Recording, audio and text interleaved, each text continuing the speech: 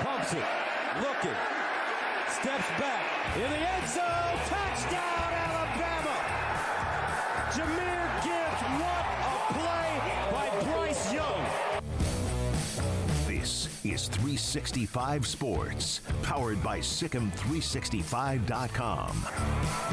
Young pumps it, looking, steps back, in the end zone, touchdown Alabama! Jahmyr Gibbs, what a play by Bryce Young. 365 Sports is presented by IdealMRI.com. High-quality MRIs for $497 or less. IdealMRI.com. Your health is important, so is your budget. Williams, and it's intercepted! Cam Smith read it so well. Cam Smith was all over that play. 365 Sports is also brought to you by Texas Farm Bureau Insurance, protecting Texans since 1952. Here's Stroud being chased down, but then launches downfield, and that ball is intercepted, bobbling it in the hands of Banks, and Deontay Banks still on his feet and brought down at the 48-yard line. Have you subscribed to our YouTube channel? Search 365 Sports on YouTube. Brought to you by TFNB, your bank for life. Across the middle is Slovis. That's a Banacanda. Makes a man miss. There goes Izzy. Izzy! Touchdown Pitt!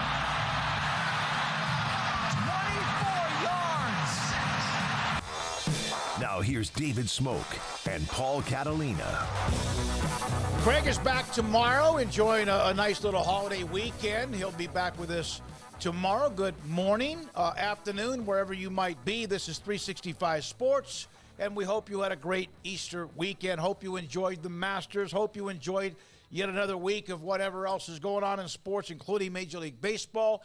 And the NBA playoffs are about to begin, and the story, we'll get to the Mavericks a little bit later on today with Hall of Fame broadcaster Chris Arnold, who covers Dallas Mavericks basketball for the Fan up in Dallas. So a lot of things to get to. Again, Craig back Tuesday. That's tomorrow.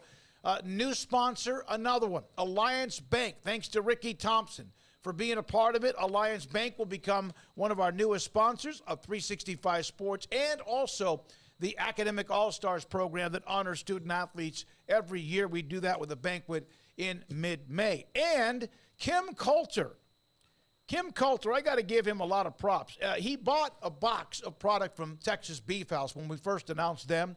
I went in Saturday to go and buy some cigars. I played golf Saturday morning, went by Don Chumador just to say hi, decided to buy a handful of cigars for Sunday and then the next few weeks. And Cheyenne was there and presented me with a gift card from Kim Coulter for $100 for me to purchase some cigars. And so, Kim, thank you so much for being a part of that and also doing that. And we appreciate you very, very much. So, Brett Yormark, Big 12 commissioner. He was on with a podcast with a very, very interesting comments from him. This is with Len Perna, CEO and Chairman CEO of Turnkey ZRG. There's a picture that's part of the interview, and there's another one. Our goal is to launch Big 12 Mexico, which he'll be there next week, and then also it's the best job of my life, and we know Brett Yormark's had a bunch of pretty interesting and exciting jobs. And the one before, he worked for Jay-Z. Yeah. So here are some bullet points from our Brian Etheridge, at 365 Sports and SicEm365.com. Paul will go one at a time. Promises that he made to the Big 12 board. Business Summit announced last week. We knew about that. That's coming up right before the Big 12, I think, baseball championships, Big 12 championships. Reinvent championships by bringing the intersection of culture and sport, football and basketball. Is that kind of what he did with the concert up in Kansas City? Yeah, I mean, all those things. It's like it's not just going to be about the game. It's going to be an event. It's going to be a weekend. It's going to be a reason to go to Dallas for 2 days and hang out there. There's going to be things to do there. It's going to be a reason to go to Kansas City for a week, because that's really what Big 12, the championships are. And you have to capitalize on. Here's the other thing about, you may not realize this if you were say, hey, I'd like to go to the conference championship. Well, some people buy all session tickets, right? Yep. So, but most people don't, because most people go there because they want to watch Iowa State or they want to watch Oklahoma or whatever. They're going to go watch Texas. There are guys, I've been on the flight with them like 6 times. There are guys, there's a group of guys who are probably about 70 years old now. They all go, they watch Texas, they sit in the same seats every year, but when Texas is over, I could follow them out of the building and I know what bar they're going to. Yep. That's what they do. So what do you do to make sure that those people stay around your event and don't just wander off into the big city? You have other things. Besides so that's basketball. what he's doing, yeah. All right, drive meaningful and additional revenue. They're slowly but surely doing that. Probably going to make some additional revenue, perhaps, not just with the summit, but also with what they do, of course, with that Big 12 Pro Day, which is next year up in at the Star in Frisco, the home of the Cowboys.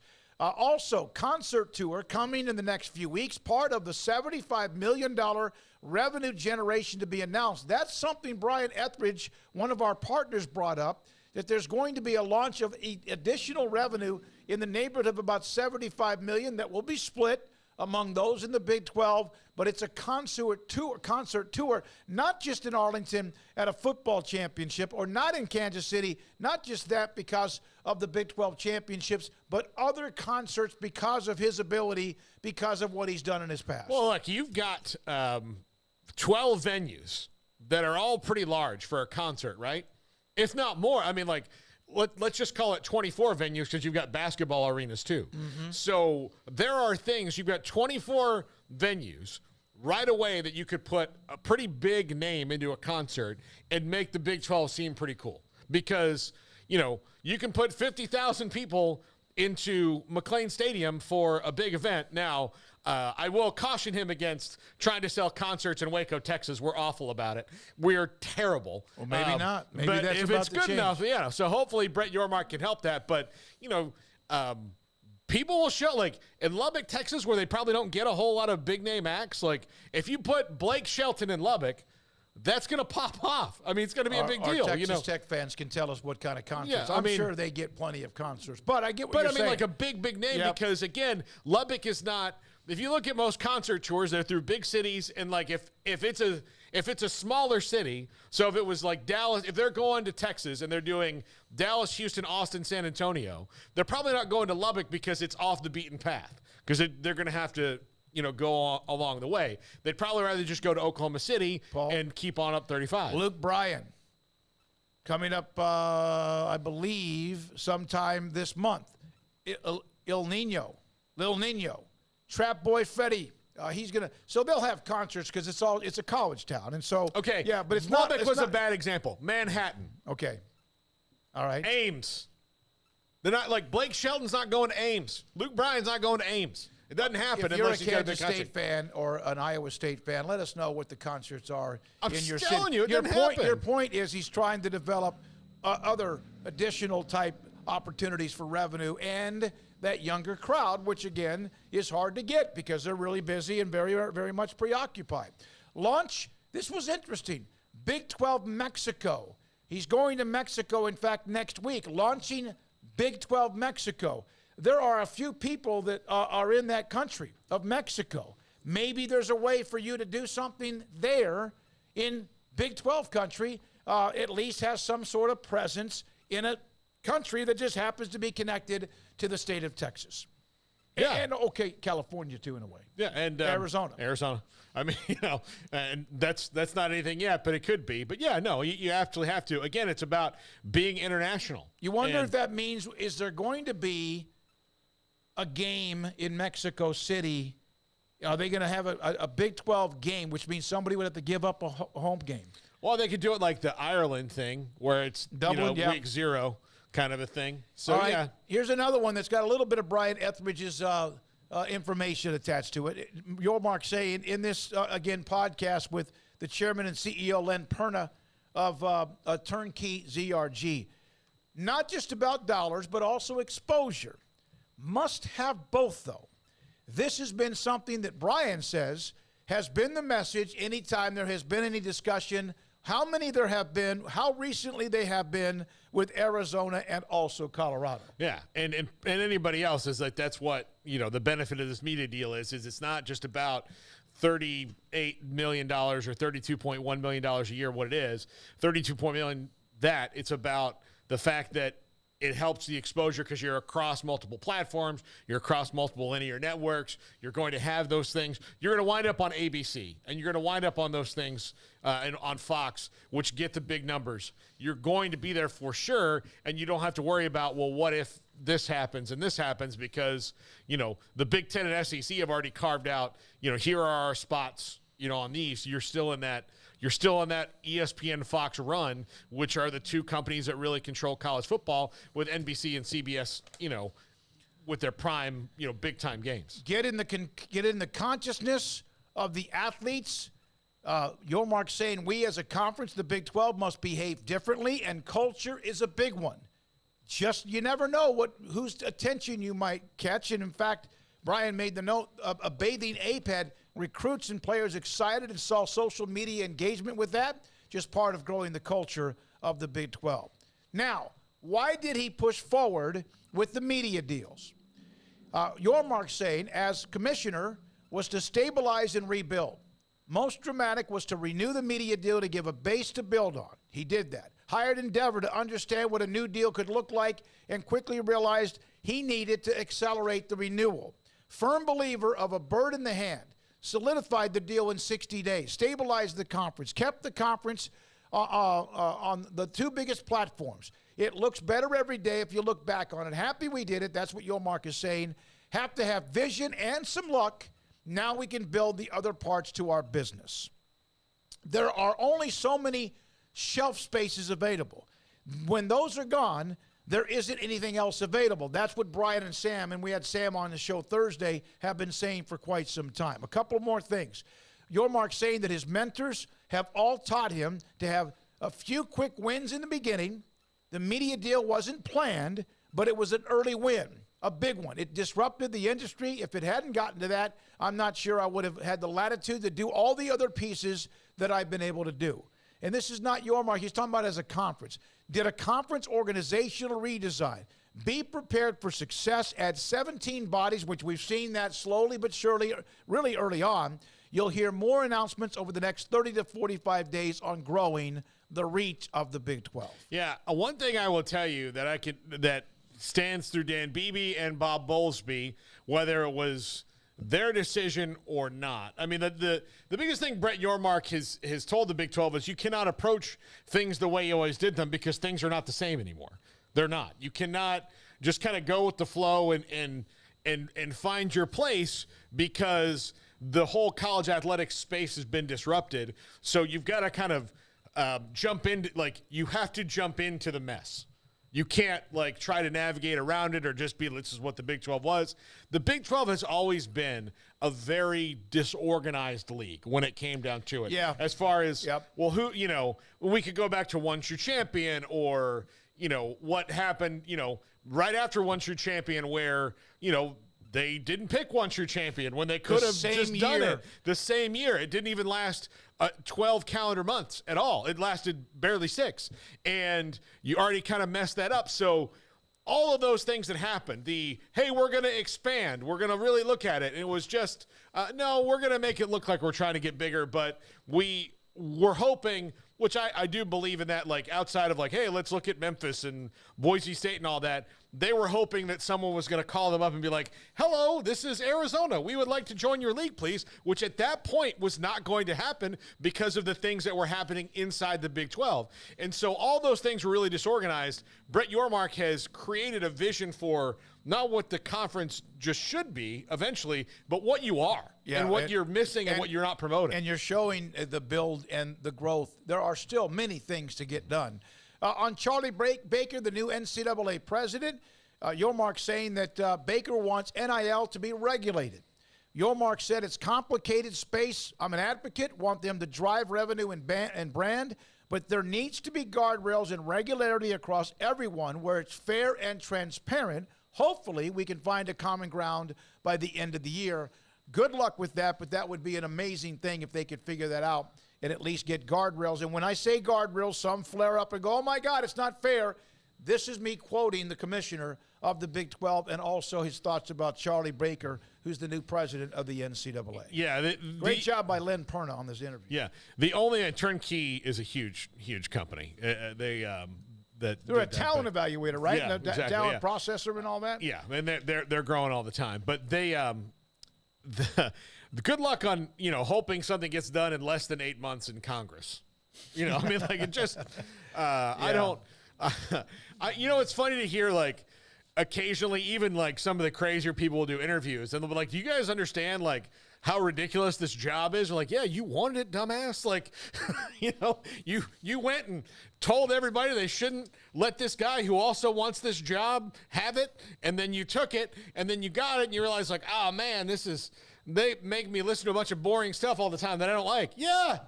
Job's not fun. Yeah, like it's hard. It's not easy and it's thankless. And then again, they all seem to be making pretty good money wherever it's coming from. Mm-hmm. All right, so the Big 12, today we have Dana Holgerson, University of Houston football coach. They were not going to have a spring game. They were, and then they said no because the weather was so bad. But they did actually hold their spring game indoor, and invited media to be there. Fans couldn't make it. We asked him that right off the top. I actually said you didn't have a spring game. Dana Holgerson was great. We'll have that today at 4:30. Kansas had theirs on the 7th. Houston just had theirs again. It was indoor. TCU, this weekend you'll have TCU, you'll have UT, you'll have Cincinnati, Kansas State, UCF, all this weekend. Brigham Young wraps up spring drills on the 15th. That's coming up this weekend. Kalani Sitake will join us on Friday, BYU coach, but they had actually like a game that they played on March the 31st. The following week, Baylor, Oklahoma, Texas Tech, West Virginia, Oklahoma State, and Iowa State wrapping up the Big 12. The 14 teams of the new Big 12, the newest Big 12, additional Big 12, that will happen over the next couple of weekends. L.J. Cryer, Houston. L.J. Cryer announced his commitment. He's going to play at the University of Houston. Joe Tipton did a really good job of jumping in that real quickly with L.J. Cryer. It did not take long. There was a long list of a lot of really good programs, including Kelvin Sampson in Houston. That's where he's from, in that area. L.J. Cryer now is a part of the Houston Cougars basketball team. Oklahoma State, Musa Cisse. He's a really tall, very important, impressive player. One of the best defensive players in the country. Did you see this, Paul? He's entered the transfer portal. Top 15 nationally, defensive rebounding percentage, and also block percentage. Baylor had their hands full, as a lot of people did with him. Hey, look, if I'm Scott Drew, I'm calling Musa Cisse for sure. And they've got, like, here's the thing. They're losing a guard in L.J. Cryer to Houston, which is a kind of an interesting fit because Houston plays a style of basketball that I did not think was really a fit for him. But on the other side of that coin with L.J. Cryer, they need a guy like L.J. Cryer who can fill it up. Yeah. Because that's what they need. So Kelvin Sampson is smart enough to work around. I don't think L.J. Cryer is unwilling to play defense. I think he's a little limited by his length, where if he gets a bad matchup, then it's just, look, you can't be bigger than you are. Like I had somebody tell me that it was not L.J. Cryer's effort defensively. It was just what he could do. And he even mentioned, I think I saw a couple of quotes from him about how he will get focused in on that. He can score, we know that. And also, it's just a matter of he is who he is, but he'll sit there and work on that during the offseason. But Kelvin Sampson's a great coach. I mean, so he's going from great coach to great coach. Everything will be fine for LJ Cryer. I think it's a good fit for him. They both, in the situation of him being in the portal, kind of needed each other. So I think it's going to work out well. I hope he gets some good NIL out of it, too. Tillman Fertitta and Mattress Mac, throw that kid some money, please. Yep. He deserves it, a good kid. I'm sure absolutely. They've already done that. Yeah, but make sure you take care of LJ. And as far as Moussa Cisse, Scott Drew needs a guy like Moussa Cisse. They need someone who's going to mix it up. Can you imagine who they were this year with someone like that as a presence? Now, I think he also missed some games. I asked Wet Blanket if he expected this. He averages, 6-7 points a game, but it's his defensive effort. I said, did you see this coming? He goes, no, not him. I did not. So that was kind of a shot, obviously, to Oklahoma State. They also lost Anderson in the transfer portal. There's a lot of people that are leaving. It's like when Dana Holgerson, we have him on in about an hour, it's just constantly, just constantly an issue with the roster churning. All right, there's a lot of discussion about Yormark. I want to read this one tweet or text. Where did it go? It was about Yormark, if he could have been a part of the Big 12 a decade ago, which, of course, would have changed perhaps a lot. Let's see here. Christopher Shannon. He's an Oklahoma fan. He got an Oklahoma logo next to his name. Yormark was needed for 2010 decade as the Big 12 commissioner. Imagine him. The Big 12 would have expanded to 14 or 16, who they had in tow, and then add maybe Brigham Young or Louisville and get 4 schools perhaps from the Pac-12. And back then it was the Pac-12 who looked like they were trying to raid and get a couple of teams from the Big 12. I'd like to think that, but you're kind of discounting that Texas and OU were the influence.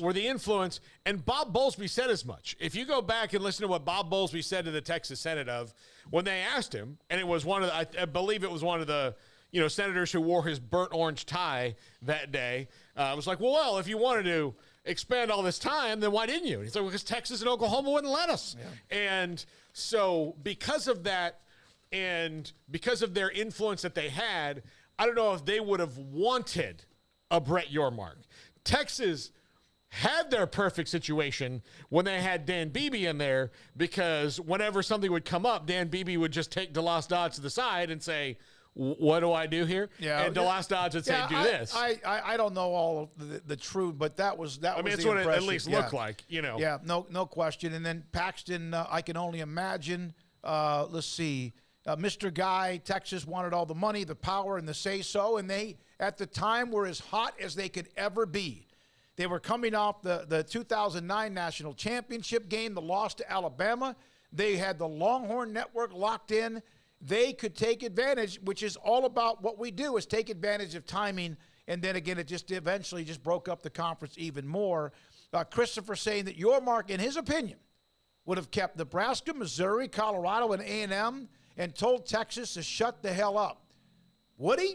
But that's Christopher Shannon with Yormark and what he could have done maybe 10 or 12 years ago. The biggest thing he would have had to do is repair the relationship between Texas and Nebraska, Texas and Texas A&M in particular, not to leave out Colorado and Missouri in that. I mean, they went and they made their own decisions, but the big driving force between Nebraska leaving and going to the Big Ten and A&M leaving and going to the SEC was the relationship between those two schools, and particularly Texas, not Oklahoma, not anybody else, was fractured. But you're right, but at the time, they were it. Yeah, exactly. They are, and they still, when it comes to, their branding and imaging and the eyeballs and all that, they are, but it's been 10 or 12 years since then. They were taking advantage of who they were at the time, which is what anyone would do. I mean, that's part of business, right? Now, whether or not that relationship could have been, healed or not, I don't know. Dolfo, if Yormark had been around there was no way there would have been the Longhorn Network. The Longhorn Network was also something, a perk provided by ESPN to try to keep the Big 12 from completely falling apart, which they've almost done on 3 or 4 times. So there we go. Now, there's a couple of things to get to. One, the Masters competition. There were 2 of them. Paul Emory, Craig, Rob Bolton, and not yet, Garrett, and I were a part of, we picked 4 players. My elite player, Justin Thomas, missed the cut. Rob had somebody pretty darn good, missed the cut. Rory McIlroy missed the cut. John Rham chases down Brooks Koepka and just lapped him and ended up winning very comfortably, despite that drive on 18 that almost was a lost ball. Paul finished 16 under with his team. That's even with Jason Day fading badly to 5 over par. But Spieth, Koepka, and Hovland. Emery had a really sneaky good team, but Max Homa and Hatton both played over par. Craig had a good team, finished even par. Scheffler made a little run yesterday, right there around the back 9 early on. And then I think, what did he have, that double bogey or so on 12 when he hit the ball up in the bushes and the weeds? No, there are no weeds at Augusta National. The ground cover. Cam Smith, Cantley, and also Fleetwood. It was a phenomenal it was a phenomenal Sunday because there were, 30 holes or so played. There's no weeds and there's 2 less trees, too. 3 less trees. I'm telling you right now, that never happened. You asked me about how quickly Augusta National had those 3 trees cut up and gone within probably a couple of hours. Those were like 100 feet. There was a woman standing there, and it was on just off of 16 green and 17, was it 6 green and wherever it was, 17. And I mean, she stood there. Otherwise, she moved a foot or 2 either way, she's dead. Mm-hmm. I cannot believe that there were no major injuries and that no one, thank God, was killed with those 3 massive trees falling all at the same time. Jim Choi, you're right. Phil Mickelson was a monstrous story on Sunday. And you wonder if just a little bit, Koepka for sure, I think, because of some of the things he said even when he was winning. What Mickelson did especially at yesterday's final round with a 65, I think there was a little bit of that. He's still a Masters 3-time champion, even though there's some damage there. I think Koepka, I thought the most interesting thing he said at all. Had he known he could be, if he would have been as healthy as he is again now, he even admitted that he's not so sure he makes the decision, but does not regret the decision of moving over to LIV. Because I think he really thought he may not be able to play competitively ever again. Yeah, especially at that level. So why not take the money? I'm not going to relegate my feelings on taking money from the Saudis, but he did it, and it's worked out for him, and he was great this weekend until – he missed a putt that would have given him, I think, a 4-shot lead. I think it would have given him 4 or 3. When? Early. He had a short birdie putt that he had made all the other ones. Well, he made an incredible par one despite hitting the ball on the number 9 fairway. But you're right. There was a putt early. Early on, I was on 2 maybe. It's on 2. And then from that point, it kind of went down. By the way, so you said there were 2 competitions. Look, there was one. No, there was not because a competition. This is the one that matters. Here's the one that matters. Online, there were 14,700,000 entries. This is the team that I picked online. Sledgehammer, A Rice 12, Go Bears Go, and Mike 13-12. I didn't even know I was doing well until I saw Paxton make a comment about it. That was my team down there. I had to pick Tiger. It was $8 out of the how much money we had, $3,000. So I was able to win that. I'm proud of it.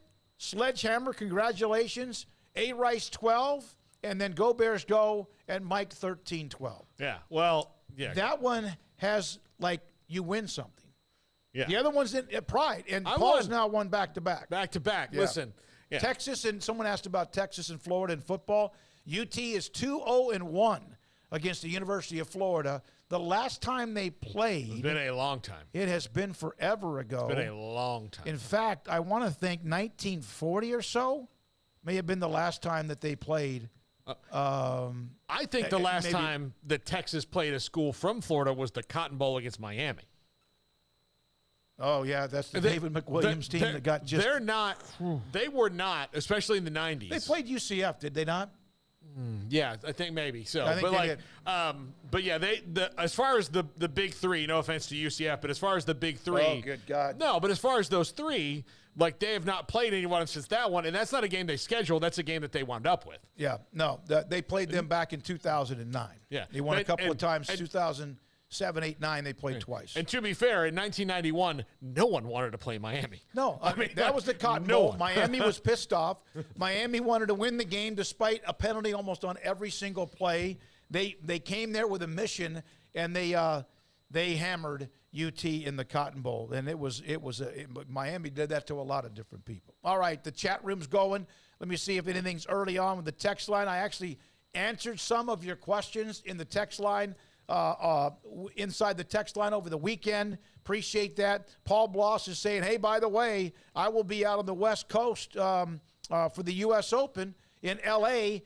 later on this year. If you want some news and notes from the U.S. Open, Paul, we most likely will be in touch. Garrett Ross today in the studio. Jack McKenzie is in the studio. We've gone over the Big 12 pregame, the spring schedule of games. LJ Cryer to Houston, CSA, transfer portal, the Masters.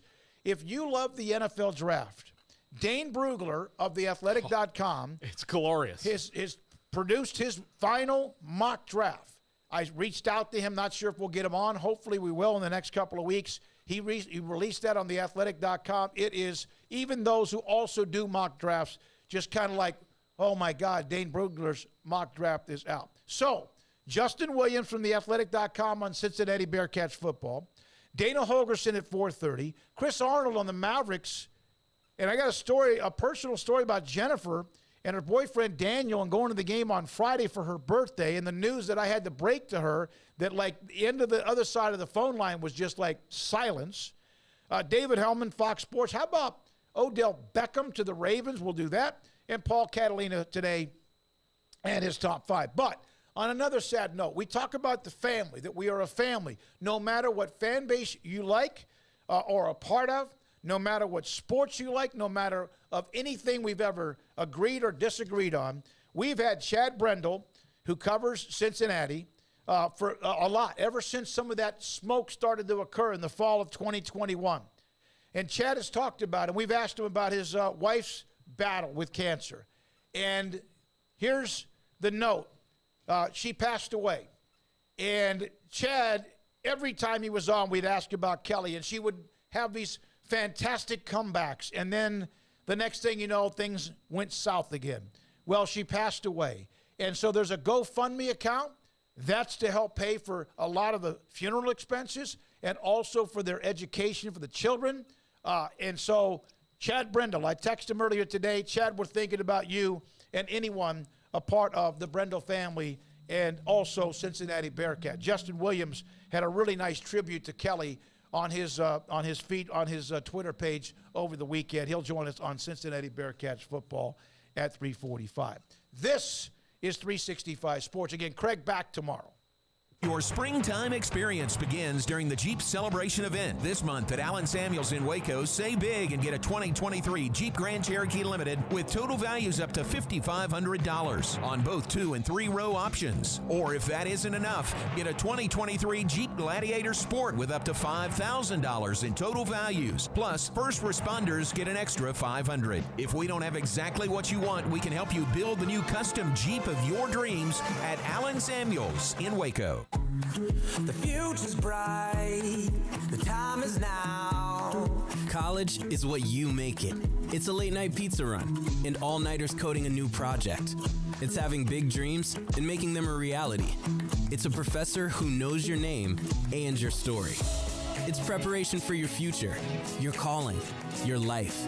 And at Baylor, it's even more. Baylor, where lights shine bright. Aaron Duvall, owner, Texas Beef House. Why did you get into this business? We kind of were born into it, and it's been for several generations. Our family's been in the beef business, the ranching business, and we've specifically got into the beef business back in about 2015 when me and my son decided to form Texas Beef House and sell directly to the public. Aaron, everyone knows about Wagyu and how elite that is when it comes to beef. What separates you from anyone else that may do this in this type profession? We selected out Wagyu mainly because it's such a quality beef, and it's consistent. Some beef, some breeds, you may have a good animal every now and then, but Wagyu produces really consistently good beef every time. Where is the best beef in Texas? Your house. When you order from Texas Beef House, unleash the flavor of Texas raised Wagyu. From our pasture to your plate, TexasBeefHouse.com. How did Edward Jones become one of the biggest financial service companies in the world? By not acting that way. Financial strategies, one-on-one advice, it's a big difference. And that's why Brad Wilson, your Edward Jones financial advisor, makes sense of investing. Experience the difference for yourself. Brad Wilson, 250 Sharon Drive in Woodway, 254-776-4337. Edward Jones, member SIPC.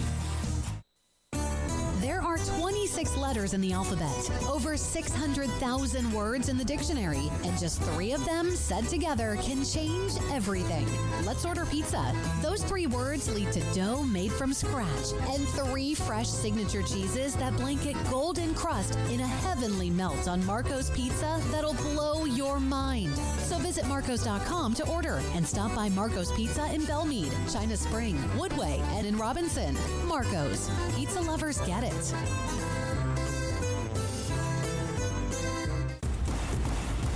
Petty Clinic Men's Healthcare in Woodway is now proud to offer you men an exceptional weight management body sculpting product called semaglutide, also known as Ozempic or Wegovy. Semaglutide is an FDA-approved weight management medication. Once-a-week injections of this powerful medication offers an average body fat weight loss of 20% within the first year of treatment. In addition to body sculpting, semaglutide also normalizes blood sugars and has the clinical research proof of reducing blood pressure, cholesterol, stroke, and heart attack risk. If you're like most men and you have stubborn fat that will just not respond to typical diets and exercise, then help is finally here. Semaglutide, affordable, highly effective. Google search Petty Clinic Waco and reach out to the Petty Clinic team today for a free consultation with Dr. Petty to see if semaglutide is right for you. Go to pettycliniclowt.com.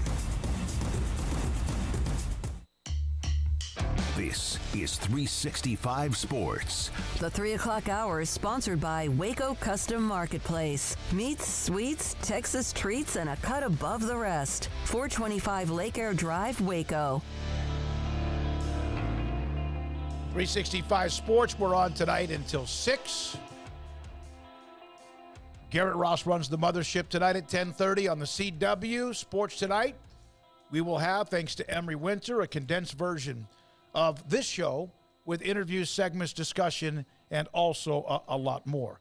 Of the 14, this is for the chat room and text line, of the 14 schools, I'm going to name a school, chat line, you respond to it as quickly as you can because we had a guest at 3:45, and Paul, you as well. Biggest storyline at these schools, Kansas. Can you win 7 or 8 games? Can you do what you did last year and follow up and validate it, right? Yeah. Okay. Houston, which we'll discuss with Dana Holgerson. Man, he was fun at 4:30. Houston is, can you hang right away?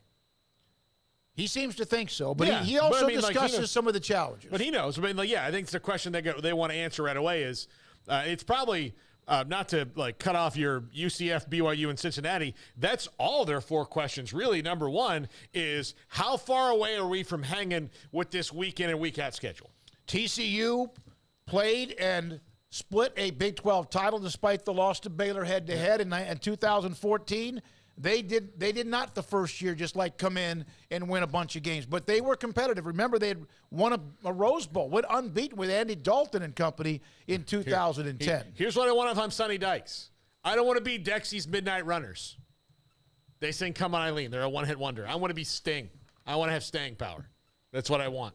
I do know who Sting is. You know Come On Eileen, though. I don't know. Come on, Eileen. Oh, okay. Right. TCU. Who replaced it? Can Chandler, Morris, or Hoover put them in the same position that they were with Max Duggan at quarterback, or is it something different? They got a lot of players going to the NFL. Mm-hmm. I think Sonny Dykes, when it comes to quarterback play, you can feel pretty good about him. Texas, is this truly a year that they take it where they are in that conversation, not just before the season, but do they sustain that throughout the year in the conversation? Alabama early. Alabama's got some changes, quarterback, etc.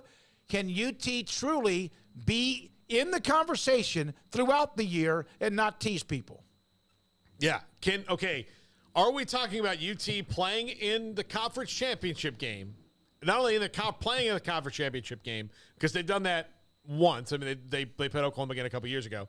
But are they in the conference championship game, and are they winning it and in the college football playoff or doing something big?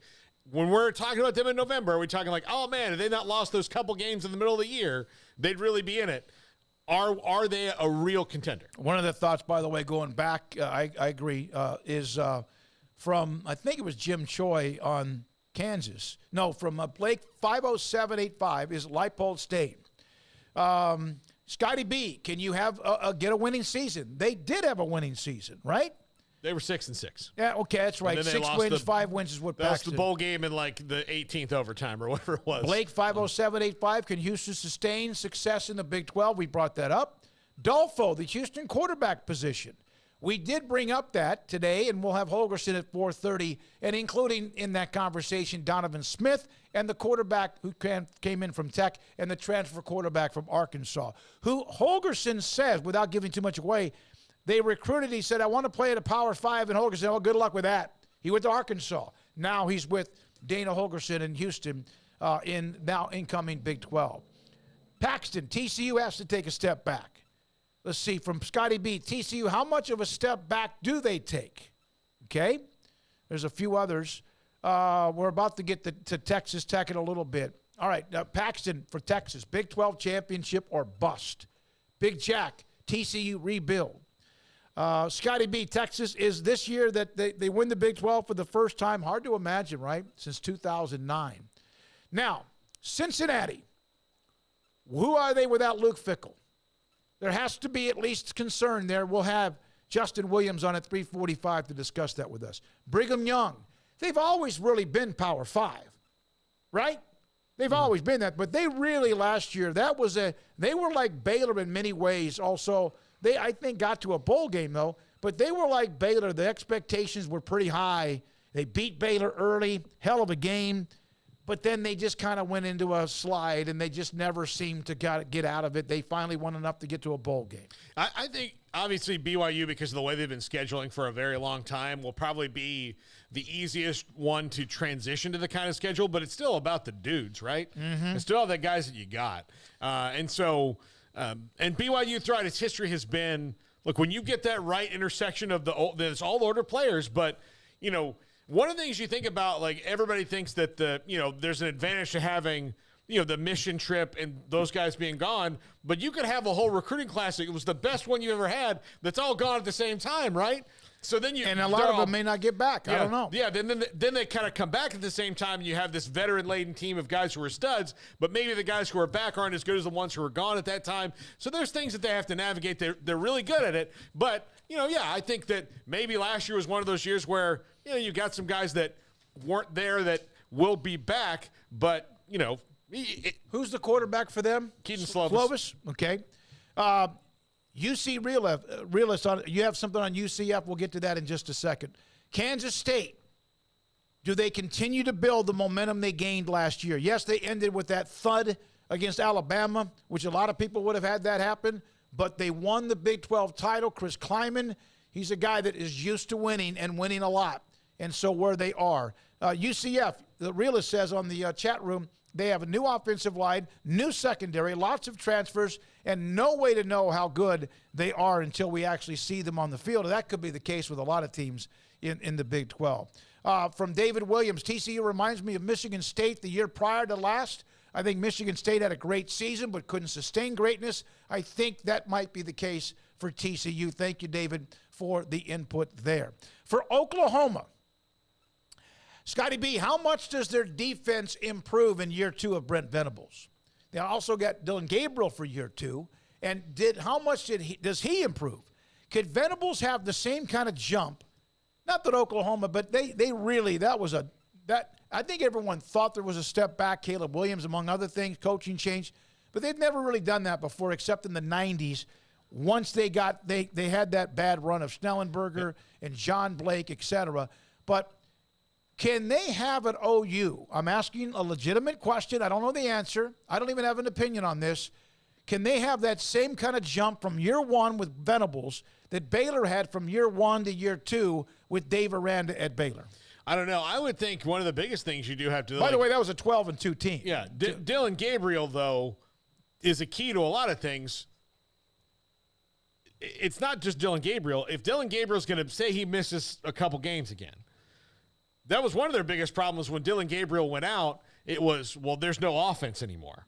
It's done. And Oklahoma's not been used to that. So is Jackson Arnold, the very highly rated freshman they have coming in, can he navigate that offense if he has to play? And you hope so if you're Oklahoma, but Dylan Gabriel was he was the swing to a lot of things, because when he went out, I mean, look, he didn't play, in the Texas game, and it was just painfully obvious. I don't think that Texas was better than Oklahoma last year. I don't think they were as better as they showed in that game, but part of it was just because Dylan Gabriel wasn't there. You talk about an absolute ass-kicking. That's what it was. Finally, on Tech, we'll get to West Virginia, Oklahoma State, Baylor, and Iowa State in another segment. Laura Weiss on Tech. Can we build on last year? Can the offensive line improve? Can our quarterback stay healthy? Because they went through all of them last year, as we know. One of them now is at the University of Houston. Laura, thanks for your feedback on that. This is 365 Sports, and Justin Williams on Cincinnati is next.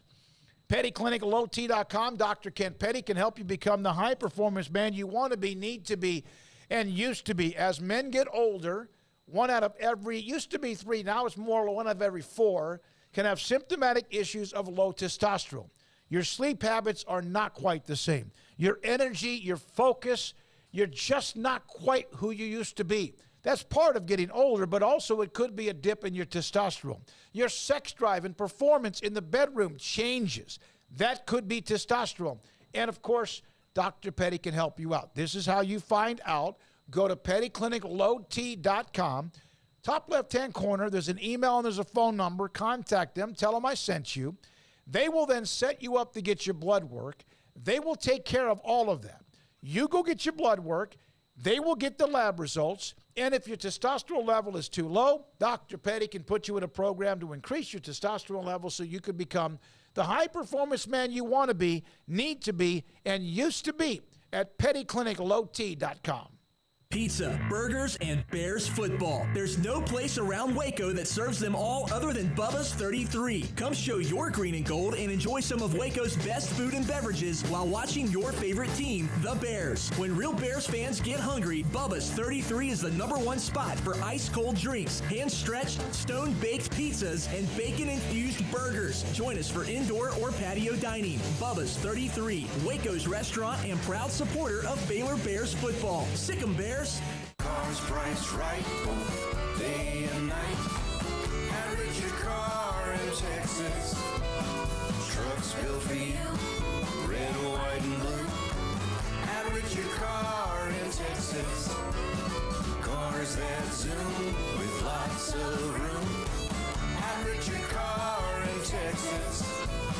Count on us, a dealer to trust. Average your car in Waco, Texas. At Ideal MRI, we feel blessed to be a part of the Waco community. We're a small family business right here in Central Texas, and our goal is to bring down the cost of healthcare while maintaining high quality. At times like this, the cost of healthcare has never been more important, and unfortunately, significant illnesses and injuries still occur. That's why Ideal MRI is open and here to serve you through the difficult time.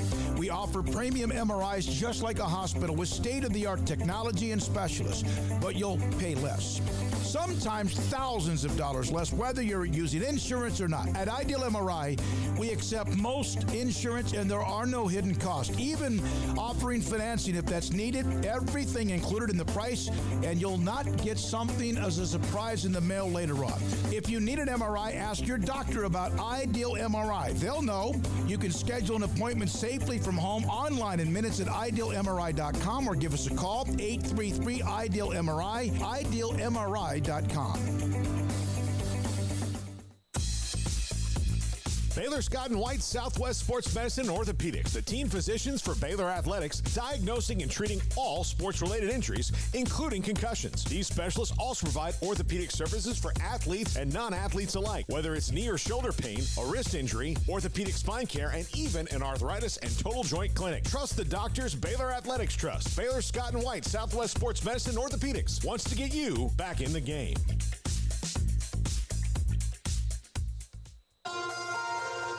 Waco Regional Tennis and Fitness on Lakeshore Drive is premier, elite, life-changing experience where you can change your mind, body, and soul. Waco Regional Tennis and Fitness offers over 40 group exercise classes each week, including boot camp, indoor cycling, and more. If you haven't been there in quite some time, you're missing out on the improvements for our members. New flooring in the weight room and locker rooms, new paint and mirrors added in the weight room and group exercise room, with more new machines arriving over the next few months. New free weights, weight machines, TRX, rowing machines, stationary bikes, new treadmills, new elliptical machines on spacious weight room floor. Personal training with Christy London, Randall Corley, and Alex Botch, where you will be encouraged and motivated to grow. There's sauna, whirlpool, tanning bed, and kids club. The amenities are great. 16 tennis courts plus an 1,100-seat stadium court, 8 pickleball courts, youth and adult tennis and pickleball lessons.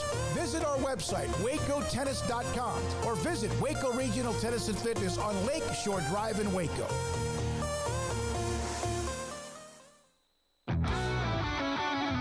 This is 365 Sports. Text us at 254-339-1122.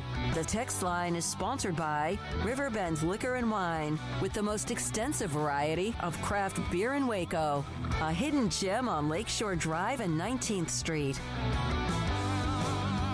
Justin Williams covers Cincinnati Bearcat football and athletics. TheAthletic.com joins us on 365 Sports. Thank you for your time, Justin. We appreciate it. So how will Cincinnati, or in what ways, look different with Scott Satterfield compared to Luke Fickell? Yeah, I mean, honestly, I think in just about every way. Like, you know, not saying one's good, one's bad, but Luke Fickell and Scott Satterfield are about complete opposite personalities as you could have. Fickell is always a defensive guy. He's kind of an old school, intense, football guy. Scott Satterfield, obviously an offensive mind, a little bit more laid back, more analytical. And so I'm really interested to see, how it shows up on the field, if it shows up on the field, but certainly from kind of a leadership cultural standpoint, you have two very different personalities. I actually think defensively, maybe things will look a little bit similar, just, partly because some of the players Cincinnati are getting back. But offensively, it should be, probably kind of a complete shift in ideology and also in a lot of the personnel as well this season. Well, Luke Fickell is kind of shifting his focus and ideology at Wisconsin too. Mm-hmm. How much of a shift is that for – and especially for the guys that have coming back? I know that, if you asked a lot of Cincinnati fans last season, they were pretty split on who the quarterback should be. Yeah, and, Ben Bryant is back this season. That was unexpected, but he kind of picked up that injury late in the year. And he's in the quarterback battle right now with Emory Jones, transfer from Arizona State, used to be at Florida. So, as much as maybe some fans were kind of lukewarm on Ben Bryant last year, he's right back in the thick of another quarterback battle. And, those, again, go back to differing styles. Ben Bryant, Emory Jones, those are different types of quarterbacks. Emory Jones, much more of a dual threat kind of running capability, and that's something that historically Satterfield has liked to have. He likes to have that dual threat capability at quarterback.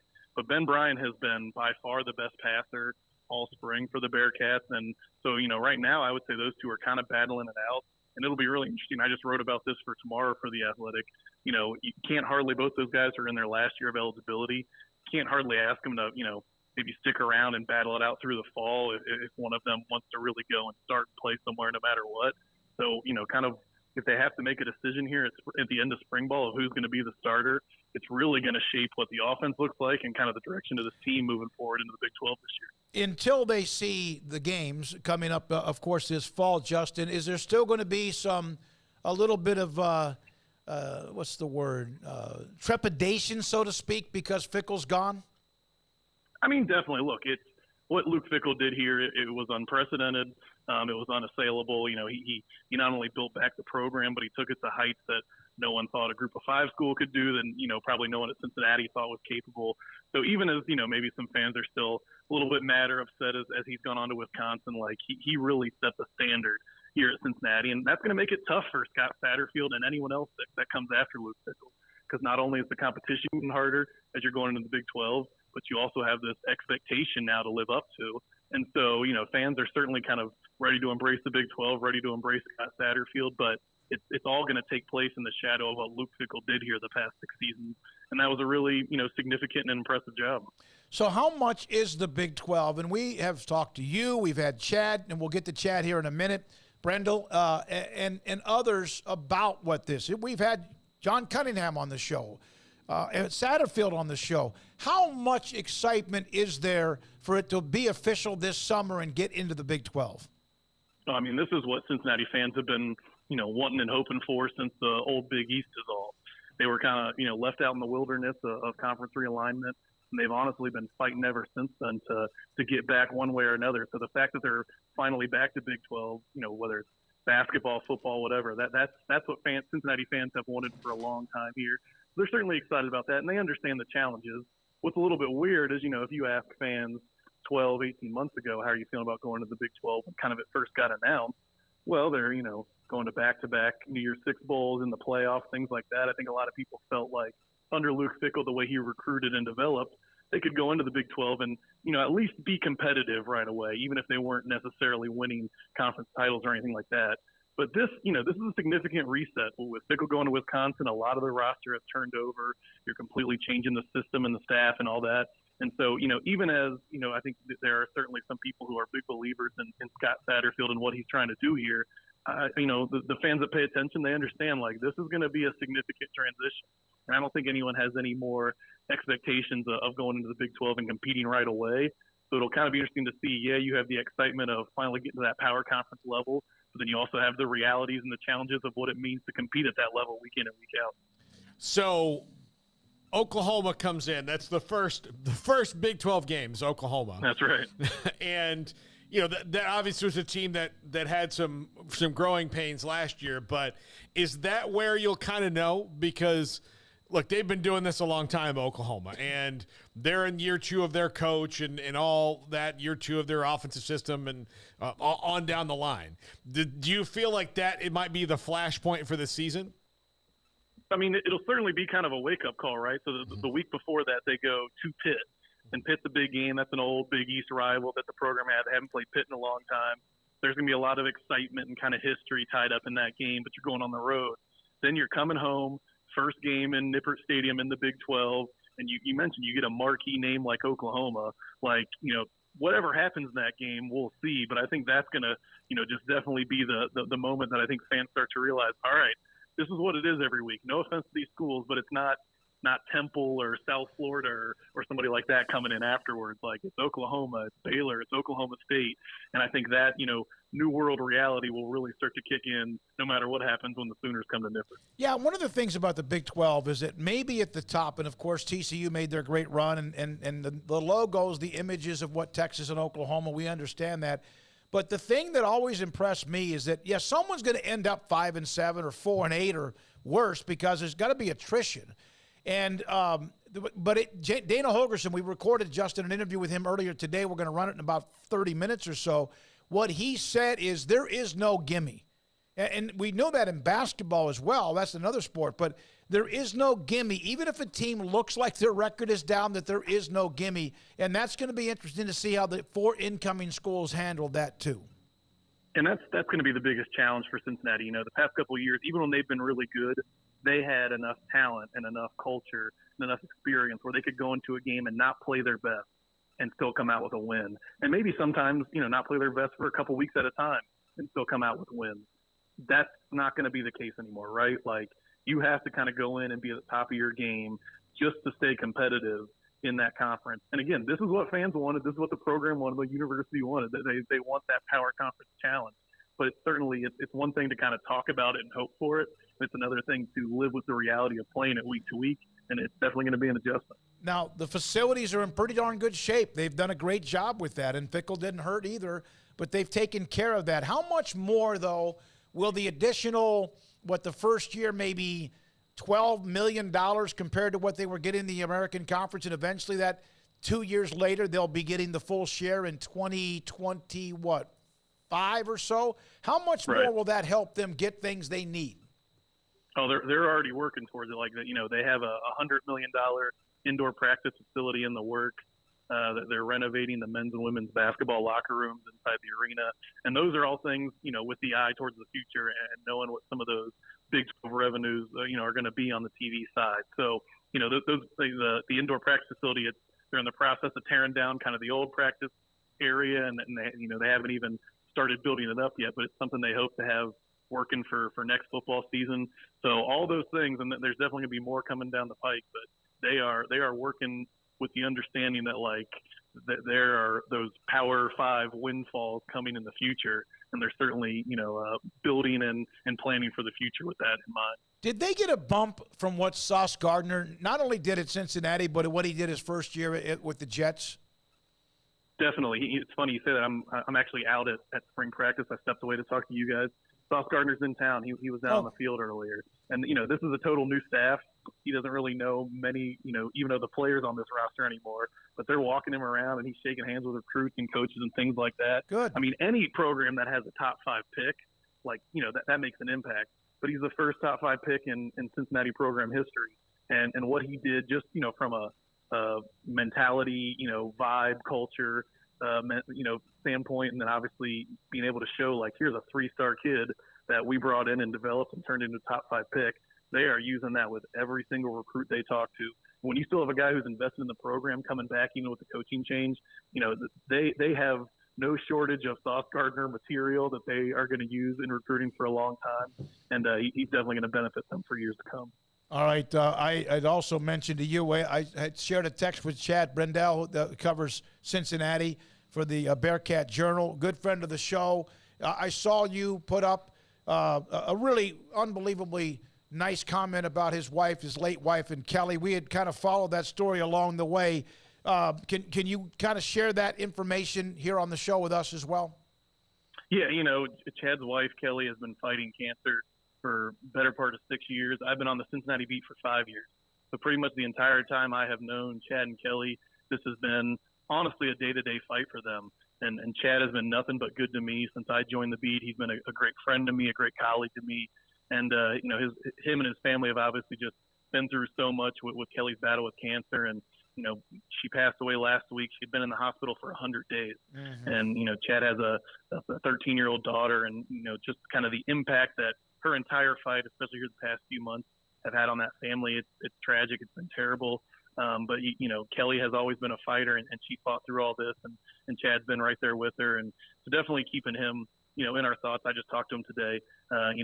He's battling through it, but he's doing good. He'll be back at work in no time. And there is if you go to Chad's Twitter page, I believe it's just at Chad Brendel, his name. He's easy to find on Twitter, but they have a GoFundMe set up for his wife. The services are in a couple weeks up here in Cincinnati. But just a really terrible situation.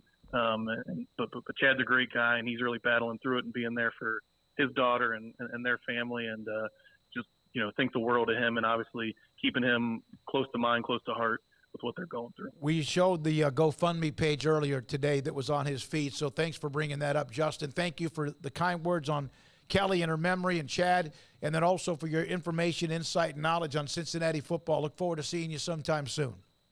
Absolutely. Looking forward to the Big 12 and working with you guys, and appreciate you having me on. Well, you're going to be in Arlington, right, for the Big 12 Media Days? That's the plan. I'm hoping to. I hope to see you then. Thank you. We'll be there as well. Thank you. That's Justin Williams, theathletic.com, on Cincinnati Bearcats spring football. The On3.com has put out a list of the top football coaches, rankings within the Big 12. That's something for a little bit later on. But let's get back to what we were talking about, storylines in the Big 12. We did not say anything really about Tech, West Virginia, Oklahoma State, Iowa State, and Baylor. We'll do that next, and we got to talk about the Dana Pac-12. Holgerson. Yeah, the Pac-12 and the CW as well. That kind of got a little more legs over the weekend. Yeah, it did. And again, we have Dana Holgerson coming up at about 4:30. This is 365 Sports. Alan Samuels, Dodge Chrysler Jeep Ram Fiat. The new information available for the month of April includes the 2023 Ram 1500 Crew Cab Lone Stars with $4,250 in values plus 4.9% for 72 months. The 2023 Jeep Grand Cherokee Limited, $5,500 in total values during the Jeep Celebration event going on during the month of April. The 2023 Jeep Compass Latitude, $2,000, including values of 5.9% financing for 72 months. The Durango, 2023 Dodge Durango, $5,000 in total values. 2022 Ram 1500 Crew Cab, the Lone Star, 10% off MSRP, or the option to take 1.9% financing for 72 months. Supplies are there for you. Cars, trucks, SUVs, new and pre-owned. And you've heard me tell you that they're looking for the best pre-owned cars available if you want to trade one in to get even something better at Allen Samuels, Dodge, Chrysler, Jeep, Ram, Fiat. Ted Teague, the general manager. They have an incredible sales staff as well. The service department, maintenance, all of that is elite. Allen Samuels, Dodge, Chrysler, Jeep, Ram, Fiat, Loop 340 east of 84 in Waco. TFNB Your Bank for Life is the official local bank of Baylor Athletics. Find out why more Central Texas are making TFNB their bank for life. Sign up for our Edge checking and savings accounts to earn interest or cash back. With 5 convenient locations and an award-winning mobile app, banking has never been easier. TFNB Your Bank for Life. Member FDIC. In Texas, there's pea-size hail and baseball-size hail. Guess which one hit our house? We didn't even know where to begin, but we called our Texas Farm Bureau insurance agent, and he was so reassuring. He knew exactly what to do to get our house back into shape and our lives back to normal. Now, we're even more thankful for the roof over our heads. Stop by and see our agents at one of our 3 McLennan County locations. Coverage and discounts are subject to qualifications and policy terms and may vary by situation. Boots add protection. Good boots help you climb better and move forward faster. And when your son or daughter steps into the boots of a U.S. Army officer, they also learn how to lead. In these boots, they'll gain more confidence with expert training in one of more than 150 occupational specialties. In these boots, they'll stand a little taller and lead a team with diverse backgrounds and areas of expertise to successfully accomplish whatever challenge comes next. In these boots, they'll earn respect with valuable experience from day one that will give them solid footing for success into the future. Highly qualified candidates who earn a spot on our team can receive comprehensive health care coverage, college tuition assistance, and a bonus of up to $40,000. See all the things your son or daughter can achieve in our boots at GoArmy.com. U.S. Army Waco Recruiting Company, 254-598-8131 or 254-776-1543.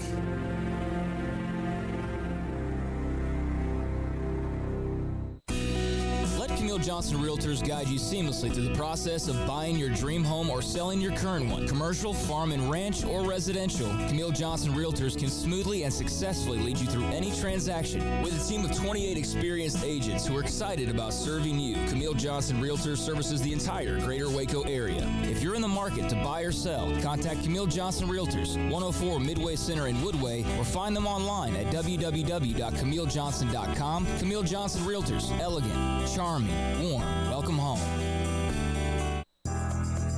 Riverbend Liquor and Wine, Lakeshore Drive, North 19th Street, right behind the bank, is a hidden gem in Waco. If you're a fan of bourbon, especially local Texas bourbons, that's where you gotta go. Balcones, TX, Devil's River, whatever it is, they've got it. Riverbend Liquor and Wine, plus the best selection of craft beers in Waco, seasonally churned out throughout the year. Whether it's spring, summer, fall, or winter, Riverbend Liquor and Wine, best selection of craft beers, a speedy drive-through window, and excellent customer service. Find out more on Instagram or just go by and see them. Lakeshore Drive at North 19th Street behind the bank.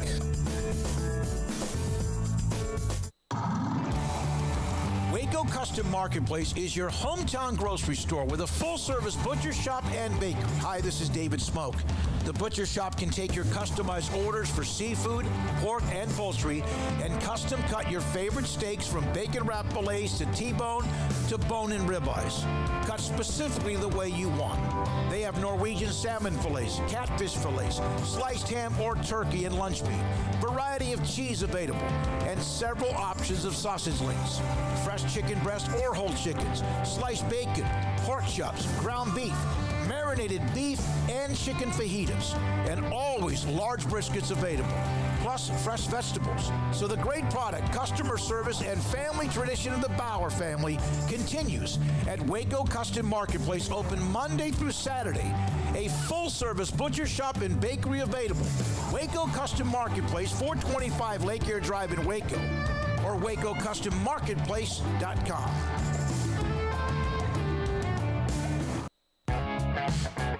This is 365 Sports, powered by Sikkim365.com.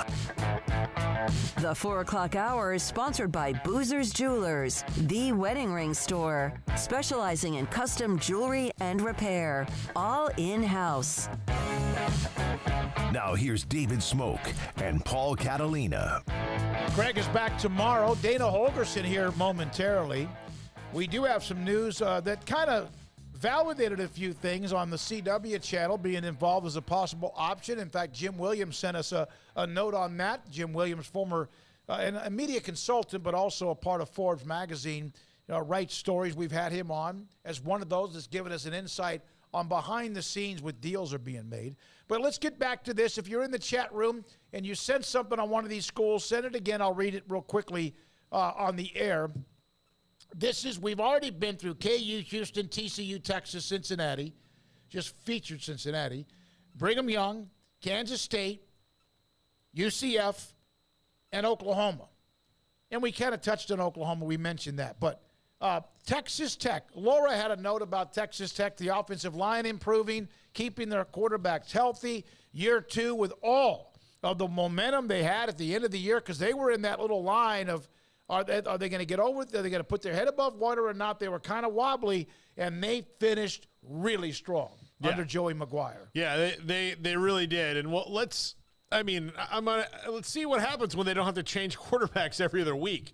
Like how strong you can be consistently. They need to play better on the road, that's for sure. But that usually does come when the head coach figures out what he's doing on the road, right? Because look, Joey McGuire's not a first-time head coach in general, but he's a first-time college head coach. And so you got to figure out what your routine for Texas Tech is, not what Dave Aranda or Matt Rule's routine was at Baylor. What works for you in the place you are, and they've got a tremendous home field advantage. And they used it very much to their benefit last year. But when they were on the road, they were a completely different team at times, and they've got to be able to walk into places and enjoy being on the road. That was one of the coolest things I always thought about Matt Rule was he really loved road games. There are some coaches that don't because it's a whole headache. But no, he really kind of embraced the road game thing, and Joey McGuire will probably be that same way. But you got to figure out how you do those things, and what's the thing that makes you worse on the road all of a sudden? What are you not doing? Mm-hmm. You probably don't know it until you have a sample size. Of what consistently happens when you're on the road. So I think if they improve that, then, watch for a nice jump for them in 2023. All right. Let's see here. Let's go to Baylor. Scotty B. We'll do Baylor as well. Dave Aranda will join us on Wednesdays.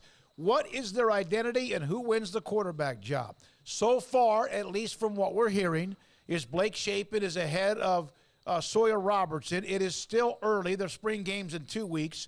And that might be something that grows all the way into the fall. Who knows? As it should be.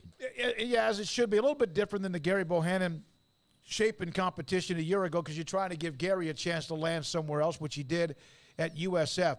I don't know who they are. We knew who they were the first year under Aranda. I mean, it was just a mess at 2-7. COVID probably did have a little bit to do with that and the change. We really knew who they were in 2021. They were going to beat you up on defense, and they were going to pound you in the mouth and hit you in the face on offense. And they did that on defense, too. Special teams, very good, too, that helped them win a couple of extra games. Last year, I think a lot of people thought that would carry over. It didn't. It didn't in any way. The offense struggled. The running game was okay. Richard Reese was a nice story, the true freshman from Belleville. He could only do so much. The wide receiver room was just all over the place. Offensive line with all the expectations, so many people coming back. Yeah. Eric Mateos has got that job to do in 2023. I think he's good at what he does. And so I don't know. But they were not who we thought they were. They weren't. Not at all. And I think that maybe there's going to be, and has been, and some soul searching that went on with many things. And maybe even Dave Aranda admittance, which he kind of always alluded to throughout last season, that there was something missing, and perhaps that's something missing. He took some of the blame for it, that there just was a disconnect. And that doesn't mean you just all of a sudden you bring it up, you don't change it. Your players have to change it inside of that locker room. Let's see here. That Daniel, again, what is their identity and who wins the quarterback job? Let's go to West Virginia. West Virginia. That is... You know, there's a lot of teams like Baylor and West Virginia and Iowa State, and you're just kind of, who are they or who will they be? West Virginia's big story to me is they're the only school in the Big 12 right now that has a legitimate hot seat. Like, Neil Brown's on the hot seat. There's a new athletic director there. And look, Ren Baker does not want to fire Neil Brown because that means that he's got to start over and hire his new football coach. But he's also doesn't want a football coach who's going to be stuck in mediocrity or worse. And so it's going to be an interesting fit. Like, what's going to happen at quarterback there at West Virginia? There's a lot of questions that they have. They, in addition to Neil Brown being on the hot seat, got one of the more difficult scheduling runs of the Big 12 this year. Like, nobody did Neil Brown any favors about coming back when they set forth, you know, their schedule in the 14-team Big 12. So it's going to be an uphill battle for West Virginia no matter what. And depending on who their quarterback is, I mean, like if it's Green, right, that's a guy who's not really a passer. So you're going to have a very run-oriented offense, and maybe that works out for them. Like C.J. Donaldson will be back. When that guy played, West Virginia was completely different. So all those things can help you, but they have to be consistent, and they have to, you know, they have to have a lot of games like that Thursday night where they beat Baylor, where it's just they make things go their way. They did not do that for a lot of last year, and you know, I don't know, without consistency of the quarterback position, that they're going to have that. Oklahoma State, another team that faded down the stretch. There was all sorts of concerns. My goodness, what happened? They had the great win early, and it was because of who they were. Baylor on the road in Waco, and what they was it up at Kansas State where they won too? Am I right? When Kleiman was bringing that up the other day. But what happened to them? A lot of it was attrition. And even Mike Gundy alluded to that, said that, when they at one point had what did Robert Allen tell us? They had a kickoff coverage or kickoff return team, and like one player on that team actually had played a down of college football. That was the kind of beating that they took. Their quarterbacks changed. I believe in Mike Gundy. His longevity, his sustainability, his consistency. To me, I don't know how you can go against that. I do know that they got a little frustrated at the end of the year, but I'm Gundy. To me, his. If you just look at his resume, he'll figure it out, even if it's going to be a bunch of new people that help him do that. Yeah, they lost a ton of people to the transfer portal, but a lot of people do. Yeah, but they really, their roster is, they have the most prodigious turnover in that, especially when you talk about the guys that they did lose. You know, starting quarterback, starting running back, starting linebacker. They lost their best at a lot of positions. Yep. Their most reliable. John Paul Richardson was not their best wide receiver, but he was the most reliable guy, right? So you lost that guy. There are a lot of things that change with the Oklahoma State roster going into this season, and yeah, they're probably going to have a year where you don't really know what they're going to look like for a little bit. You know what sucks? You have Spencer Sanders, and yes, I know at times he could be erratic, but you have him. And, you know, again, that was part of the issue as well at quarterback. But, it's like you grow people now as a farm system, not for the NFL. You now grow people, even if you're a really good football team and a really good conference, you now are a farm system for everybody else, and everybody else is a farm system for you. Mm-hmm. Not complaining, but just something I felt like I wanted to say. Scotty B, Oklahoma State has much. How much will they take a step back due to loss at skill positions? Let's see here. Big Jack 512, Gundy has serious issues. Never count out Gundy, according to Bobby B., which is what I just said. Yeah, he's the master at improvising and adapting. Yeah, I think that'll be. I think they'll figure it out. I just think that right now, if you want answers, they don't have answers. They've got questions, and I firmly believe that if you're going to win a conference title, win a major bowl game, be in the playoff, you need to have about 3 or less questions, like going into a year. If you start getting to like 4, 5, 6 questions, you might be a good team, but you might not be a great team because that's a lot of things you got to answer. And maybe I'll have to everything's such in flux. Now I have to amend that because the playoffs expanding and all these things are changing. But based on the system we have now, what questions do you have about Georgia? Who's the quarterback going to be? What's your second question? No, it's probably not one. Okay, there you go. What's do they have tight ends that look like they weigh 300 pounds and can run like a corner? Yeah. What's your question about USC? Yeah, they do. Can they tackle some people? Yeah. Okay, there's one question. So those teams are going to contend all year long. As you get into the ones where like, is this happening? Is this happening? Is this happening? Is this happening? Then you're like, well, that's probably a team that if they can answer all 4 of them will be good. But because they have to, they maybe not be great yet. Yeah, a wet blanket top 10 portal people forget. They lost, but they also gained quite a bit. Also, Iowa State. I mean, think about the unknowns. Really, there's a lot of it. There's a lot of unknowns. And Matt Campbell, who could have gotten the job pretty much anywhere after his first few years in Ames, and then last year they took a step back. They missed their window. They kind of missed their window. And who replaced that window? Oklahoma State, Baylor 2 years ago. Last year, Kansas State, TCU. They kind of missed their window. They were in that Big 12 championship game, lost to Oklahoma. And again, it's part of replacing and replenishing the roster. Matt Campbell and Iowa State didn't get many responses. And we do have Iowa State, Scotty B, can they get back to a bowl game? Daniel, do they continue to stumble? I really don't know really much of who they are. We will hopefully, as we had Kleiman last week, Chris Kleiman last week, and also Sonny Dykes this week, Dana Holgerson next, and then Dave Aranda Wednesday, Kalani Sitake Friday. Hopefully had a chance to visit with Matt Campbell. All right, so there's a little bit of that with the Big 12. Thank you for those who also be able to participate a little bit in the chat room. Before we get to Dana Holgerson, there have been along the way during this up and down roller coaster of what is going on. Honestly, I really don't even want to talk about it anymore as far as, not right now, because the Pac-12 making the comments, again, the thought is pushed back another till the end of April or May. But it's a big deal. It affects everybody. It affects the Big 12, or could, and then maybe not at all. Could affect the Mountain West, or maybe not at all. Could affect San Diego State or whoever, or maybe not at all, or SMU. But Jim Williams sent a kind of an overview, and there was the story that came out, and the CW channel, which is in every market, could be a lifeline for the Pac-12. The question is, how much will that generate? Yeah. Because we've done this, Paul. Money, exposure. Can you get both?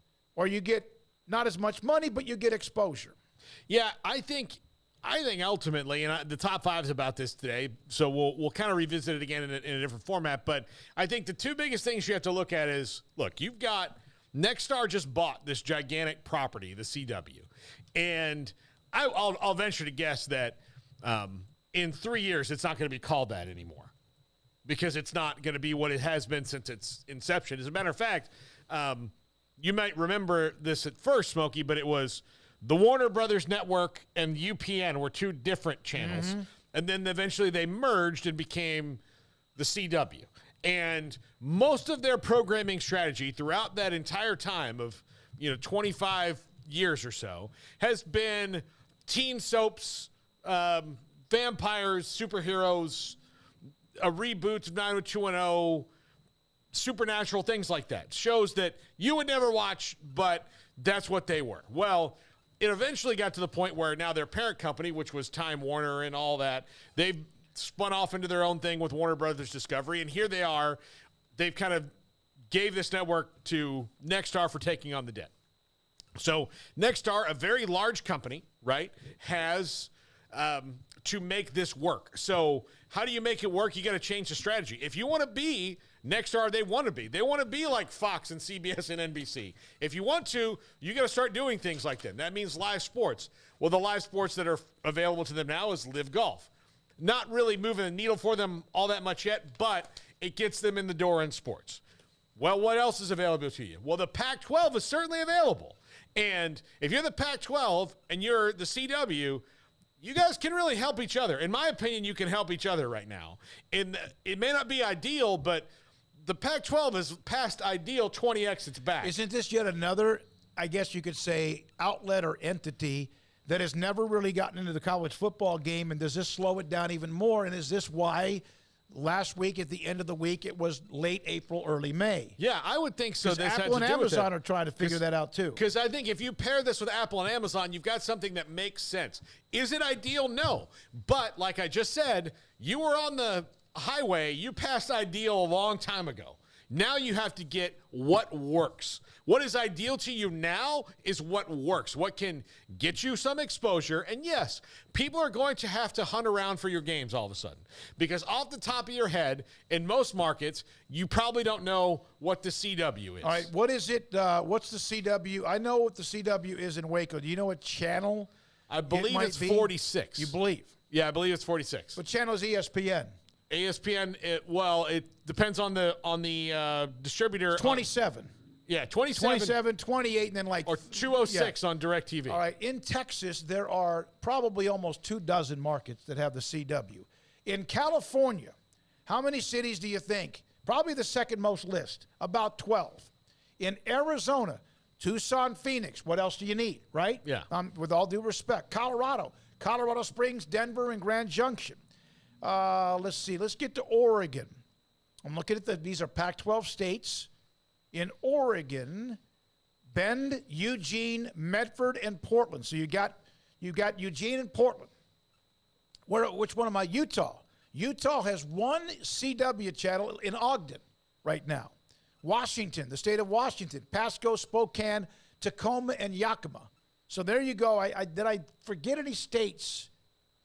Washington, Oregon, Utah, Arizona, Colorado. Okay. I did Colorado. It's not in every single market, but it's in 100% of the top markets. Yes. So it's in L.A., New York, Chicago. Like there's a CW in all of those. Jim Williams just mentioned that. You can have the flagship stations with massive cable reach like KTLA in L.A., Chicago's WGN, New York City, WPIX, and others that blanket the country with pretty much 100% coverage. Now, Jim Williams also said that he's 4 times in the last couple of weeks has that both Apple and Amazon remain in conversations with the Pac-12. That seems like there's a possibility of something good, but it's going to take time and creativity to build it. Apple, Amazon, and CW could play well together, and an interesting package could be crafted. Here is where things start to slow down. You have 3 partners who have never been in college sports in the business. So you must explain what Tier 1 rights are, because before you get to Tiers 2 and 3, you must define who gets what. None of these 3 have true sports programming or production arm. They have people and consultants, but nowhere near the people you need to do this for a living.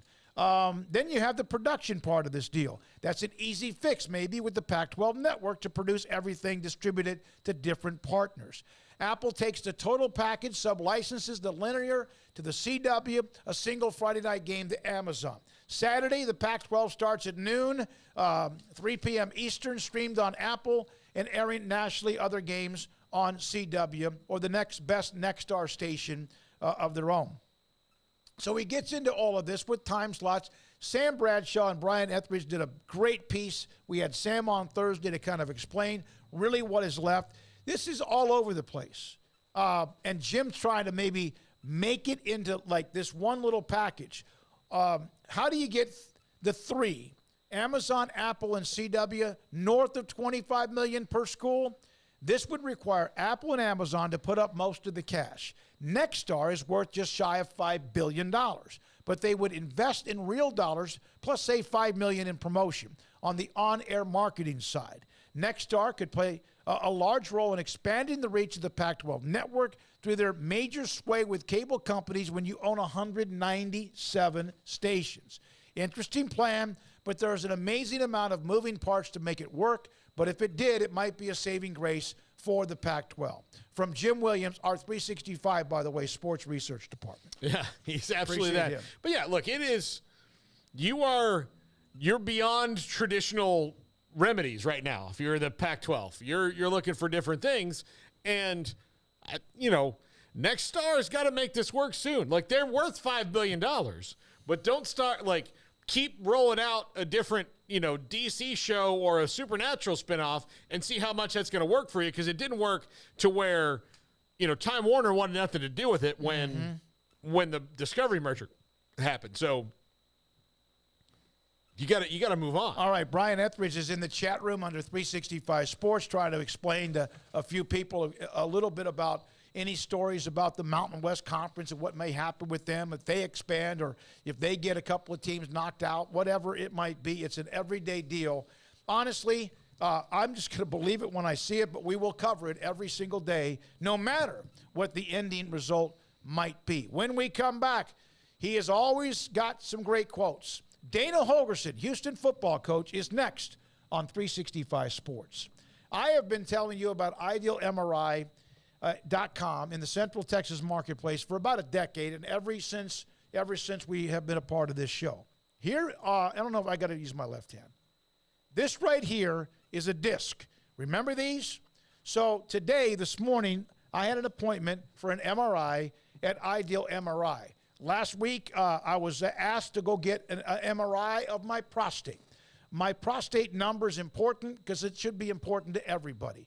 My two older brothers have dealt with it. My oldest brother has dealt with it very badly, prostate cancer. My second oldest brother had it flare up. That was taken care of pretty quickly. My PSA number has kind of gone a little up.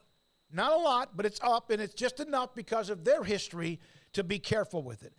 Even though my oldest brother, God bless him because he's the nicest person you could ever know, he even looked and got a genetics test to make sure it wasn't anything else that could be passed down throughout the family. So I had an MRI today of my prostate. Here is the image of it. I've shared that with my doctor, and I don't know what it means. It looks like a couple of ribeye steaks, to be honest with you, as far as I'm concerned. But sometime on Wednesday, I will get even more details about what my prostate, what the health is, and maybe, hopefully, nothing but good news. The last time this happened was a couple of years ago, just because, again, my older brothers and what they've gone through. And so it was in August of 2021. All it showed, I have an enlarged prostate. That happens. But we'll figure it out. Here's the other thing. It was $400 today. It's never more than $497, ever. And they will try to help you lower that money based on what insurance you might have. It was so amazing. I got the appointment. It was 10 o'clock this morning. I walked in about 9:35. I was inside that machine by a little bit after 10 o'clock. And I've told you this story, and I know I'm going a little bit long here. I've told you this story. Everybody that knows me, I am claustrophobic as hell. So getting inside of an MRI machine, it's a challenge. But every single time, and I think it's the staff like Marcus, Stephanie, and Teresa today, Dr. Rob Maxey and his staff, it was easy. That didn't mean I want to go do it again, like anytime soon, but I just kind of put myself in a mental state. And what Marcus did to calm me down, and I wasn't nervous, but to make sure everything was fine, was incredible. It's an amazing place. I'm telling you right now, if you need an MRI, if you don't contact Ideal MRI, you're wasting time and money. IdealMRI.com. It takes time to reach goals. It's a truth that applies to more than sports. It goes for your financial goals as well. You work hard for your money, and you deserve an investment strategy that lines up with your game plan. And Chuck Verno, your Edward Jones financial advisor, can help. If financial investments aren't putting forth the effort you desire, stop by today for a financial review. Chuck Verno, 720 North 64th Street in Waco, 254-732-1161. Edward Jones, member SIPC. Do you or your kids get nervous about going to the dentist? Stonewood Dental, Dr. Steve Childress, he can help. I've spent a career taking care of patients who as children had bad experiences, and now they're adults that hate going to the dentist. If I get a kid at 3 years old and they come every 6 months and it's a happy experience, it's normal for them. Now they have an accident at 6 or 7 or 8 at school. Now they have a broken tooth or a trauma, and they have to come here. They're used to lights, they're used to water in their mouth, they're used to experience, they already trust us. It's amazing what we can do with that kid without it being a negative thing. But if I see a 6 or 7 or 8 year old that's never been to the dentist, and now they have a trauma or an unfortunate unexpected toothache, it's harder to do that for that kid and it not be somewhat of a negative experience. So bottom line is I try to teach kids and adults and teenagers and everybody the way I'd want my family treated, which is where it's a necessary part of life. You just take care of it. It doesn't have to be that big a deal. Learn more, stonewood-dental.com. There are 26 letters in the alphabet, over 600,000 words in the dictionary, and just 3 of them said together can change everything. Let's order pizza. Those 3 words lead to dough made from scratch and 3 fresh signature cheeses that blanket golden crust in a heavenly melt on Marco's Pizza that'll blow your mind. So visit Marcos.com to order and stop by Marco's Pizza in Belmead, China Spring, Woodway, and in Robinson. Marco's. Pizza lovers get it. With so many companies and policies out there, it gets so confusing shopping for insurance, and I never know if I'm getting the policy that's right for me. Luckily, I met the team at the Niche Group Insurance Agency. With the Niche Group, you can go to one company and get access to coverage options from many insurance carriers, and you get to speak to a real person about your specific coverage needs. With the Niche Group, I know I'm getting the right coverage at the right price. If you need insurance, talk to the experts at the Niche Group at 1-800-258-8302. Boozers is the wedding ring store and more. If you're ready to get engaged or already married and want to upgrade your wife's ring for a special anniversary, Boozers is the place to go. With the largest selection of premier quality diamond engagement rings and wedding rings in Central Texas. They have 7 cases with over 300 styles of rings from top designers like Natalie Kay. Choose from yellow, white, or rose gold, plus beautiful top quality loose diamonds. With an in-house jewelry, they can also custom make anything you want. Bring in a picture or drawing and let Boozers create your one-of-a-kind pendant or ring. They can even use some of your old gold and diamond jewelry to create something new. At Boozers, you'll find a great selection of quality timepieces, and Boozers is the place for expert watch maintenance and repairs, too. They specialize in expert Rolex watch repair for fine jewelry, watches, custom work, and more. Go to Boozers on Valley Mills and Lake Air Drive in Waco. Boozers, the wedding ring store and more. This is 365 Sports, powered by Sikkim365.com. Enjoying the show? Hit the like button and subscribe. We're now joined by University of Houston Cougars football coach Dana Holgerson, and this is 365 Sports. How much does not playing the spring game really affect what you learned during the spring? Well, we did play it just due to bad weather and NCAA rules and regulations. I had to move it inside because I couldn't postpone it a day or two. You only have a certain amount of time to be able to get things in. So I know there were some people upset, and I feel bad that we couldn't hold an open practice and shoot. I invited all the media and the fan base and all that. Plus, you couple it with the recruiting, which I think everybody would agree is fairly important. So we moved it inside because it was just too bad to do outside. Plus, if you do kind of risk it and go outside, you get one lightning strike, and everybody's got to go home. We're not going to sit there and have a 5-hour delay like we do sometimes on game day, which is unavoidable. So we moved it inside. We had a really good practice. We had, probably 100 recruits there that were able to see it. But the indoor is only so big. We made do, but couldn't accommodate the public, which I felt bad for. Coach, do you feel a palpable buzz about being here at the beginning of the Big 12 journey, something that the University of Houston has wanted for a long time, to be back in the Power Conference? Do you feel that among the team, among the fans, among people you're around on a daily basis? Oh, absolutely, I do. There's a really good buzz and a really good feeling and a lot of happy people. That's what the University of Houston's always wanted. When the Big 12 was formed 30 years ago, 30-some years ago, and Houston got left out, it was hard on this university for a long time. 15 years of, a pretty dormant activity around here.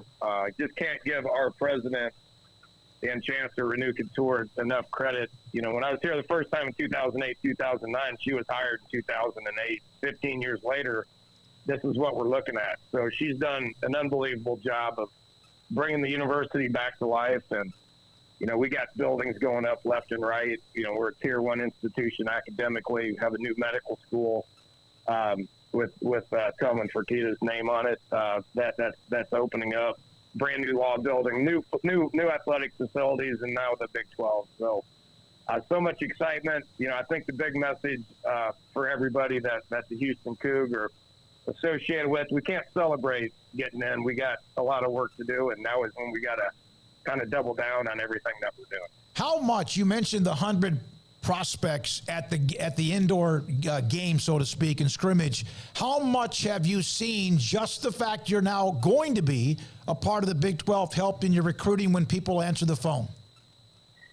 Yeah, we haven't changed our recruiting philosophy. We're recruiting the same people.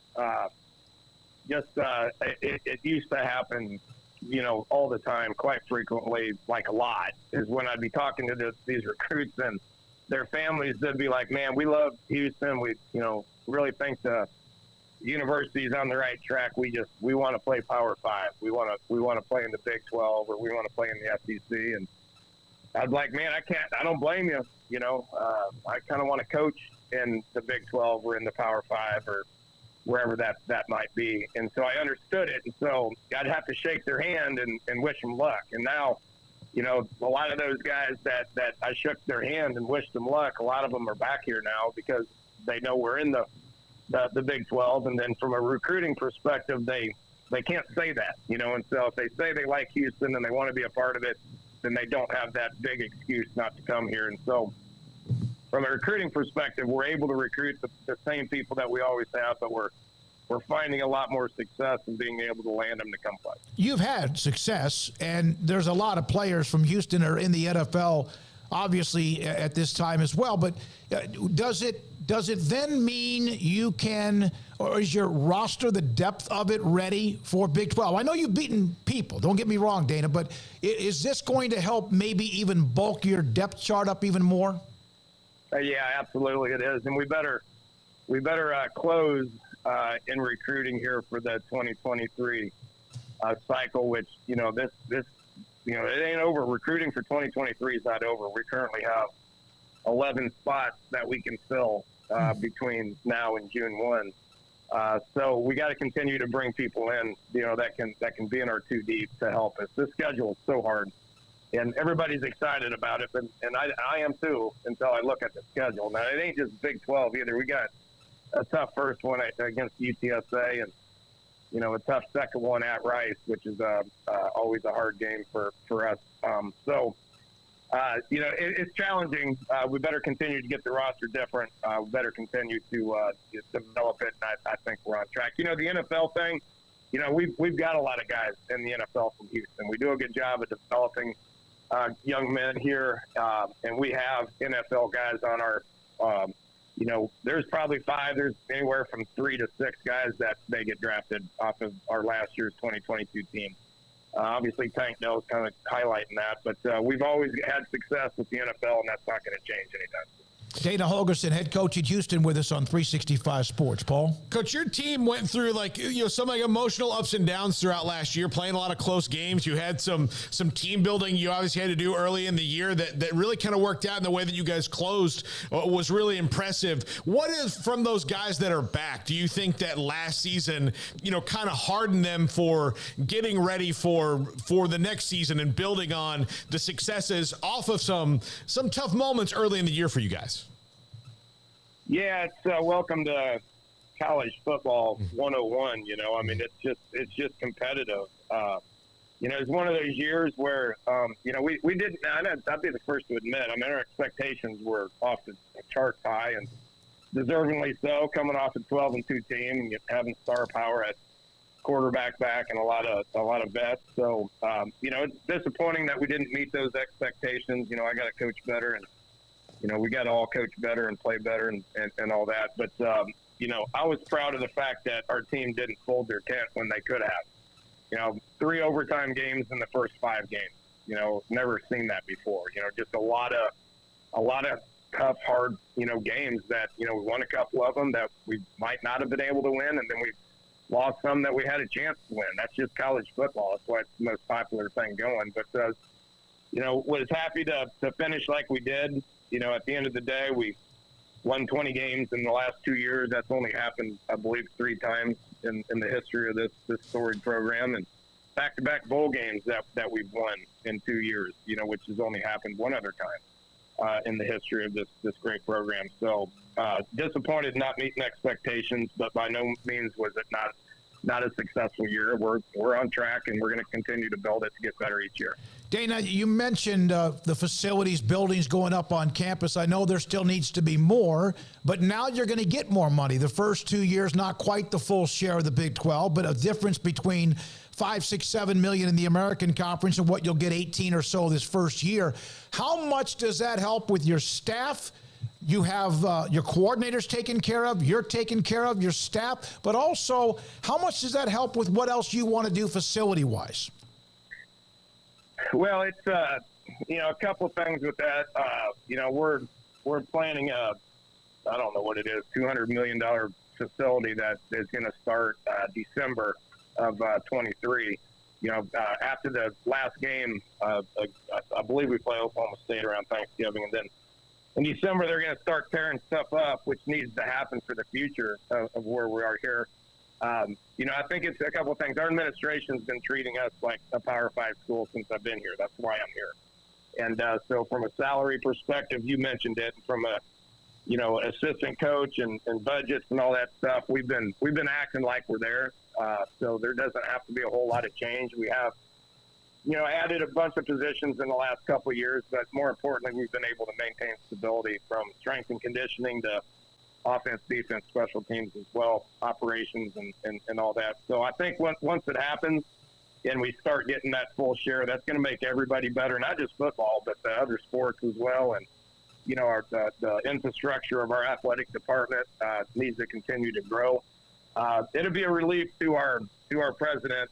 Our school has been helping fund this thing for the last 5 years, and so there's going to be relief at down the road in the next couple of years from our school's perspective, because we don't have to act like we're there. We are there, and that's going to be fun for everybody to experience in years to come.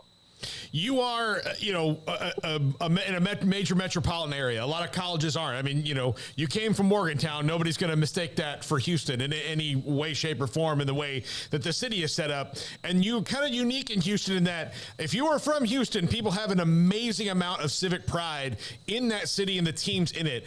Do you feel that? I'm sure, when you lose games, you don't feel warmth at all. But do you feel that warmth around what you're building there with the Cougars right now? Yeah, there's not a lot of schools like us. You said a lot. There's really not. You got USC and UCLA and Miami and Georgia Tech. That's about it when it comes to being able to have the support of 6 million people in a major city. My experience was the Texases and Texas A&Ms and shoot, I'd go as far to, West Virginia and Oklahoma State, Tech. There's a lot of people that live in the city that would support the University of Houston. Well, I think that's going to kind of maybe go away a little bit now that we got to play, Baylor and TCU and all these guys. Hopefully the Texas and Texas A&M crew will continue to be Houston Coug fans because they're in the SEC. Got to get through one more year of that, having UT coming here this year. But have felt city pride. That's going to probably have to turn a little bit more towards, true University of Houston pride. And there's been a lot of people that have kind of been in the shadows that are starting to come out of it based on the fact that we now got what we want, which is, name recognition, Power 5, Big 12, and the teams that are coming to play are going to be teams that everybody wants to come see. What does your experience in the Big 12, I know you've played against Big 12 teams at Houston, but what does your experience where you have been before, including West Virginia, how much does that help as you move into the conference again? Well, I think it helps on the front end as far as building it. I was fortunate to be a part of that transition at West Virginia back in 2011. We had about 2 months lead-in time to it. When we announced it in October, we were getting ready to play in it in January. So there wasn't a whole lot of lead-in time, and there were some mistakes made, and some things that we learned, and we eventually got it the way we wanted it to where we won. I think we won 30 games in the last 3 years there or whatever, which was fun and awesome and competitive and successful. Here, I think that experience is going to help. It's more like 2 years lead-in time. We've known about this for 18 to 20 months or whatever it is. So, what it needs to look like, been there, done that, and I think it's going to help. Now, once we start lining up and going toe-to-toe in actual football games, I don't know how much experience that's gonna help. I mean, I know what college football needs to look like, but being able to build it and get it to what it needs to look like is hard, and it's challenging. It's just so competitive. The Big 12 from top to bottom is just so competitive, and it doesn't matter if it's football, basketball, baseball, track, whatever it is. It's just incredibly competitive, and there ain't no easy solution to being successful other than build it the right way and get your players in position, and hopefully you got enough good ones where they can help you win. How much harder is it to know what you're going to be as a team now in college football because of the transfer portal? I mean, you mentioned you've got 11 spots you want to fill before June. I mean, that was never a problem before. You knew well before June who you had.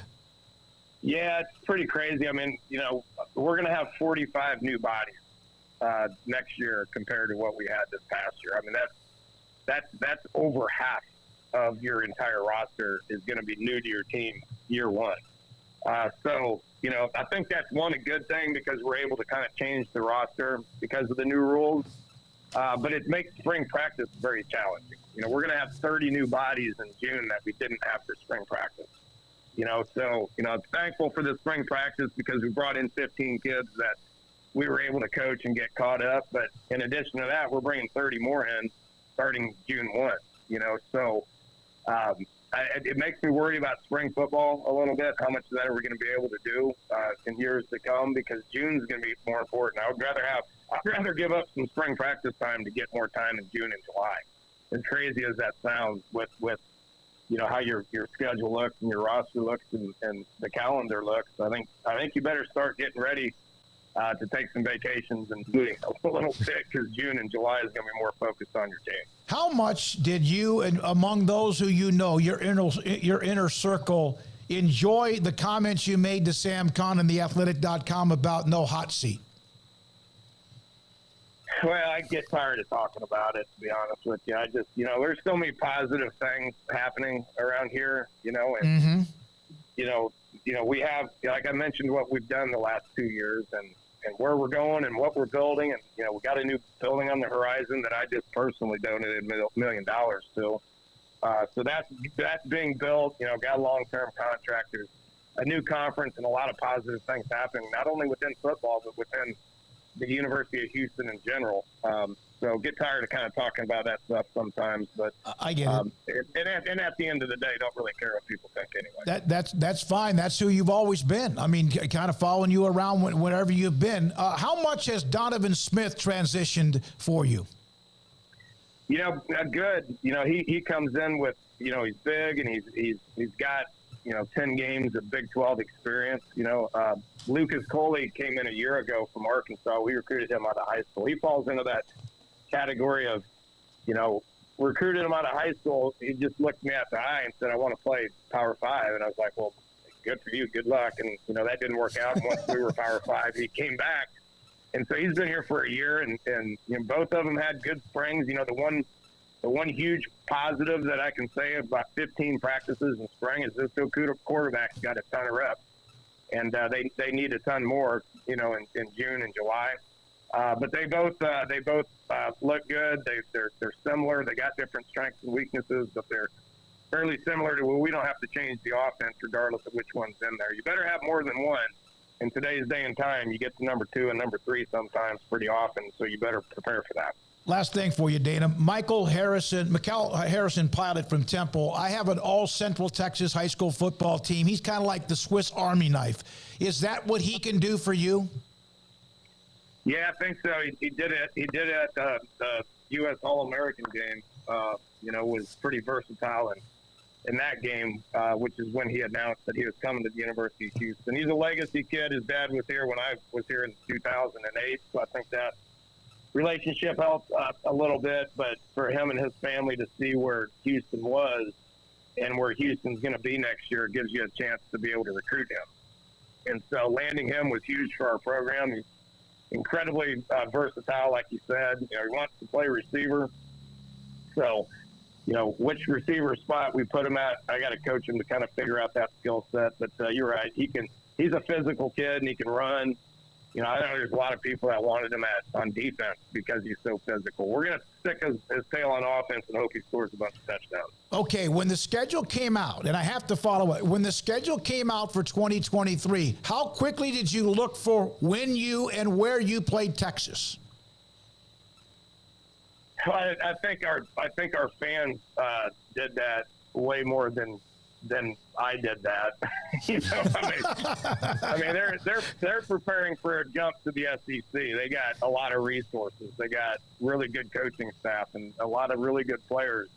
So, you talk about a challenging matchup. That's going to be a challenging matchup. So they all are, and so whether you play at home or on the road, I do think the Big 12 was as good to us as they possibly can. I'm shocked I'm not playing game 1 in Morgantown myself. But, they did throw it on a Thursday night. Yeah, you know what that's like. Dana, thanks for your time. You sound great, man. You sound very happy and clear-minded, and good luck the rest of the way. Good luck filling up your roster, and thanks for your time today. Man, I appreciate y'all having me on. Go Cougars. Dana Holgerson, head football coach in Houston, with us on 3. It's Ram Truck Month at Allen Samuels in Waco, and the deals couldn't be any hotter. Get a new 2023 Ram 1500 Lone Star Crew Cab with values up to $4,250 plus 4.9% for 72 months. Or get a new 2022 Ram 1500 Lone Star Crew Cab with 1.9% for 72 months or 10% off MSRP. That's right. Come pick from the best selection of brand new inventory in Central Texas at Allen Samuels in Waco while supplies last. Hey, this is Bryce Petty, former starting quarterback and 2-time Big 12 champion, and I know firsthand the importance of being in top shape both on and off the field. So listen up, men. If you're feeling beat down day in and day out and looking for that high-performance edge that separates the men from the boys, then look no further than the Petty Clinic Low T in Waco. Petty Clinic is a comprehensive men's healthcare clinic with an atmosphere catering to men. Board-certified Dr. Kent Petty has a special interest in offering the highest quality medical care to men of all ages. Some of the services offered include screening and treatment for low testosterone or thyroid, infertility, high blood pressure, diabetes, high cholesterol, sleep apnea, while offering comprehensive wellness exams and complete men's health lab panels. High performance men, remember, it's not just a Petty thing. This is Bryce Petty, encouraging you to reach out and Google search Petty Clinic Low T or go to pettycliniclowt.com and get your complimentary lab screening today. Stepping into a new pair of boots is great, but stepping into the boots of a U.S. Army officer can also add confidence and leadership skills to your son or daughter's career path. There are more than 150 occupational specialties to help them find the best fit for their future. See all the things your son or daughter can achieve in our boots at GoArmy.com. U.S. Army Waco Recruiting Company, 254-598-8131 or 254-776-1543. Three Nations Brewing Company has 16 different beers on draft with a new beer every Friday. It also offers 2 air-conditioned tap rooms, a large indoor beer hall, a second-floor mezzanine offering a great overview of the brewing company and equipment and patio where you can relax under the shade. Plus, you can now experience the new Three Nations Beer Garden Grill on our shaded patio. Grab a cold beer and enjoy a bite from our freshly prepared and delicious menu. Street tacos, quesadillas, freshly cooked burgers and dogs, and veggie burgers too. Nachos and so much more, all prepared and cooked on site. So come visit the award-winning Three Nations Brewing Company on East Vandergrift off I-35 in Carrollton.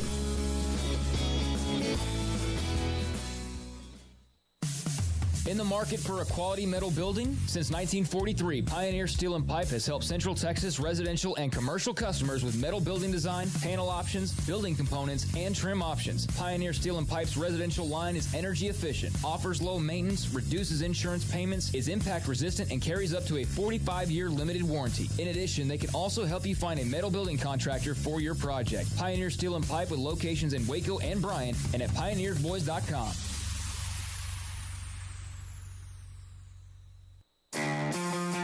This is 365 Sports. Are you a Sikkim 365 super fan? Then try out our premium subscriptions at Sikkim365.com. A lot of really good feedback from many of you on the Dana Holgerson interview. We appreciate that and appreciate his honesty. I mean, that's one of the things that he did say. He's tired of talking about that. Sam Kahn article on theathletic.com was brilliant. And got the quote about him I'm not being on the effing hot seat or whatever, and quoted a lot of things. But so I liked it, Dana. I liked it early on and how he answered a lot of the questions, and we appreciate him and his time. So we've had Chris Kleiman, we've had Sonny Dykes, we've had Dana Holgerson, Wednesday Dave Aranda, Friday Kalani Sataki, and that's just so far what we've had with a couple of weeks left in spring football for the Big 12 and college programs throughout the country. We're now joined by two-time Hall of Famer. That's how they introduce him on 105.3 The Fan in Houston. Chris Arnold, if you want to know about the Mavericks or a lot of things, he is the one to go to. Chris, thanks for your time. How you been, my friend? Anytime, and you know it. By the way, you accidentally said Houston. It is Dallas-Fort Worth. What did I say? You said Houston. You said Houston. I did? Yeah. Well, we were just talking about Dana Holgerson. Oh, that's right. I was talking about. Sorry about that, Chris. He's getting old, Chris. It's okay. Yeah, I'm at that age. No worries. 105.3 The Fan in Dallas, and two-time Hall of Fame broadcaster. So, what and how did you react, you personally, because you know the franchise as well as anybody, how did you react to what happened Friday before the game against Chicago? Well, it was surprising because they were trying to get into the play-in because the players were all committed to win. And by the way, the players had lost not the players. The team had lost all these games on the last possession for the last several months. I mean, it was like down the last possession. So it wasn't like everybody was ready to call it a season and getting blown out and making business deals and taking load management. They were actually trying to win all these games, but they kept losing. But what had happened is it was surprising that the organization decided to do it on one hand because, at one point you say, okay, you probably want to protect your draft pick. That is, will go to the Knicks if it's not in the top 10. But at the same time, the night before on that Thursday, the team that was controlling the Mavericks' destiny is Oklahoma City. You could not have the same record as Oklahoma City because they had the head-to-head series victory. Well, Oklahoma City lost to Utah, and Utah had been resting their players. So it would come down to this. The Mavericks could win Friday against the Bulls. They could win Sunday against San Antonio, and Oklahoma City's playing the Memphis Grizzlies, and the Grizzlies could wind up resting all their starters because they could not go up or down in the standings. And guess what happened yesterday? Memphis rested all of their starters, played their G League basically, and Oklahoma City blew them out. So what the Mavericks thought could happen did happen, and all of that playing it all out Friday and Sunday would have been for naught. So Jason Kidd seemed a little miffed at the time. Has that changed in the subsequent days? Well, you just can't go by press conference reactions, but he was because again, remember the players and coaches were trying to play it all out. They were all, that's what you want. You want your superstars, you want your coaches, you want them to have a conviction to win. What's wild is other organizations who didn't have a chance to do anything, they were, whatever they do throughout the season, Spurs, Rockets, Detroit, I can go on and on and on. In fact, the Chicago Bulls didn't even play their starters in the Friday game. It was crazy, but that's just the NBA nowadays. So didn't Dallas just beat Sacramento? Yes, they did, because guess what? Remember, it's all on Oklahoma City. Yeah. It's the day they beat Sacramento on Wednesday. On Thursday, Oklahoma City loses to the backups. They beat the backups of Utah. Had Utah played their starters, perhaps Utah wins that game. You follow where I'm going with this? Oh, yeah. If everybody plays to win, the Mavericks don't do anything other than play to win. But people weren't doing that, so they made the decision that the rest of the league does. So if, in fact, the NBA was to fine them, would it be for being honest? Yes, that's exactly what it would be for. That's why it's really tricky for the NBA, because they're trying to curb all of this. They're not trying to eliminate it. They can't. People are going to do what they're going to do, but they're trying to curb it by having a play-in. They say, okay, this is going to reduce the number of teams who are attempting to be in the draft or be in the top 10 and coast or whatever. So I understand the NBA and I understand the Mavericks. The Mavericks were trying to, do the right thing until they realized, guess what? We have no control of our situation at all. On Friday, when Jason Kidd was having that pregame media session, did he look uncomfortable to you? Well, here's one thing about Jason Kidd. Everything is subjective. There are people who are unhappy with Jason Kidd, the same guy that took a team to the Western Conference Finals last year, because he wasn't as emotional as they were after losses. I'm talking about fans and certain media. They wanted him to be demonstrative. Instead, he was channeling his inner Phil Jackson. He was being zen, and that just upset them. And you and I have been around long enough to know that you can't judge by coaches' body language. You and I were both around for Tom Landry, who wore a suit and tie and a hat at games and was very, very solemn after the game, during the game, and following the game. And here comes Jimmy Johnson, and they win one game. They go 1-15. He's very animated. He's smacking his lips. He's slapping his hands. He's wearing a golf shirt and some slacks. And everybody's saying he's just a college coach. He's in over his head. And then he wins a couple of Super Bowls. And, oh, Jimmy's style is the way. So I've said this on the air. Phil Jackson is zen, and he's laid back. But if they don't win the championships in Chicago and the Lakers, he doesn't have a job, does he? No. So again, I don't ever judge coaches' reactions after games, because I've been through it back. Popovich and Rick Carlisle are people that are like, okay, so the media people who are mad at Jason Kidd for being calm. Well, are you ready for your question when Popovich says, what kind of question is that? Or Carlisle says, you better ask your question carefully, son. Yeah.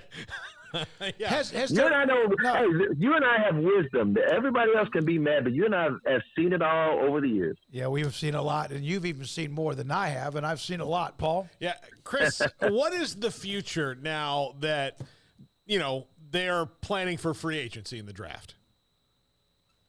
You got to find out if where they wind up with the pick. The pick. One thing about the NBA draft, I've always preferred an NFL draft, because the NFL draft You know the players that you're going to draft because they're 4 years of college or 3-4 years at least, and there's a small database of players in America. With the NBA draft, you've got players from all over the world, and then you got a whole bunch of one-and-done guys, which means just like a lot of players, not a lot of players, but a few players in the NFL draft. Oh, you got this potential, the upside. What's the quarterback down there in Florida? University of Florida is the quarterback. Oh, he's got so much upside. Yep. Well, imagine all these NBA players who have upside, but they hadn't shown you anything other than skill set, because from all over the world, or even one and done in the United States. The Jalen Brunsons of the world, the 4 years of college and not back to back, but 2 national championships and captain of the team and all conference. But guess what? He was a late first round pick because, wait a minute, something must be wrong with him. There's no upside. He is what he is. Wait a minute, he must not be that good.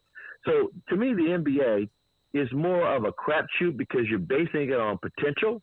And therefore, the Mavericks, because you want to take advantage of Luka Doncic, assuming Kyrie Irving returns, he's 31, you cannot be saying, I'm going to put all of my chips in on draft picks.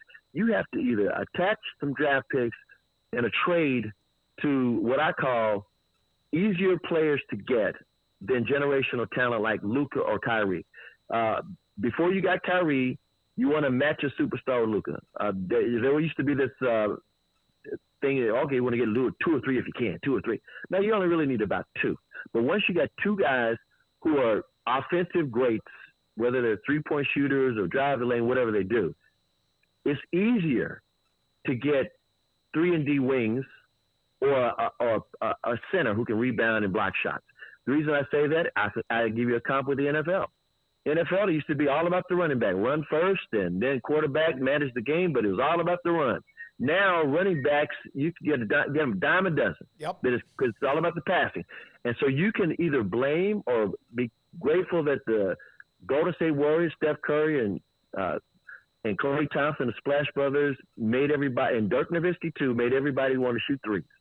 And because it's all about shooting and the value of threes as opposed to the running, as opposed to centers like Shaq and Hakeem Olajuwon and David Robinson and Tim Duncan, the post-up guys are now a dime a dozen.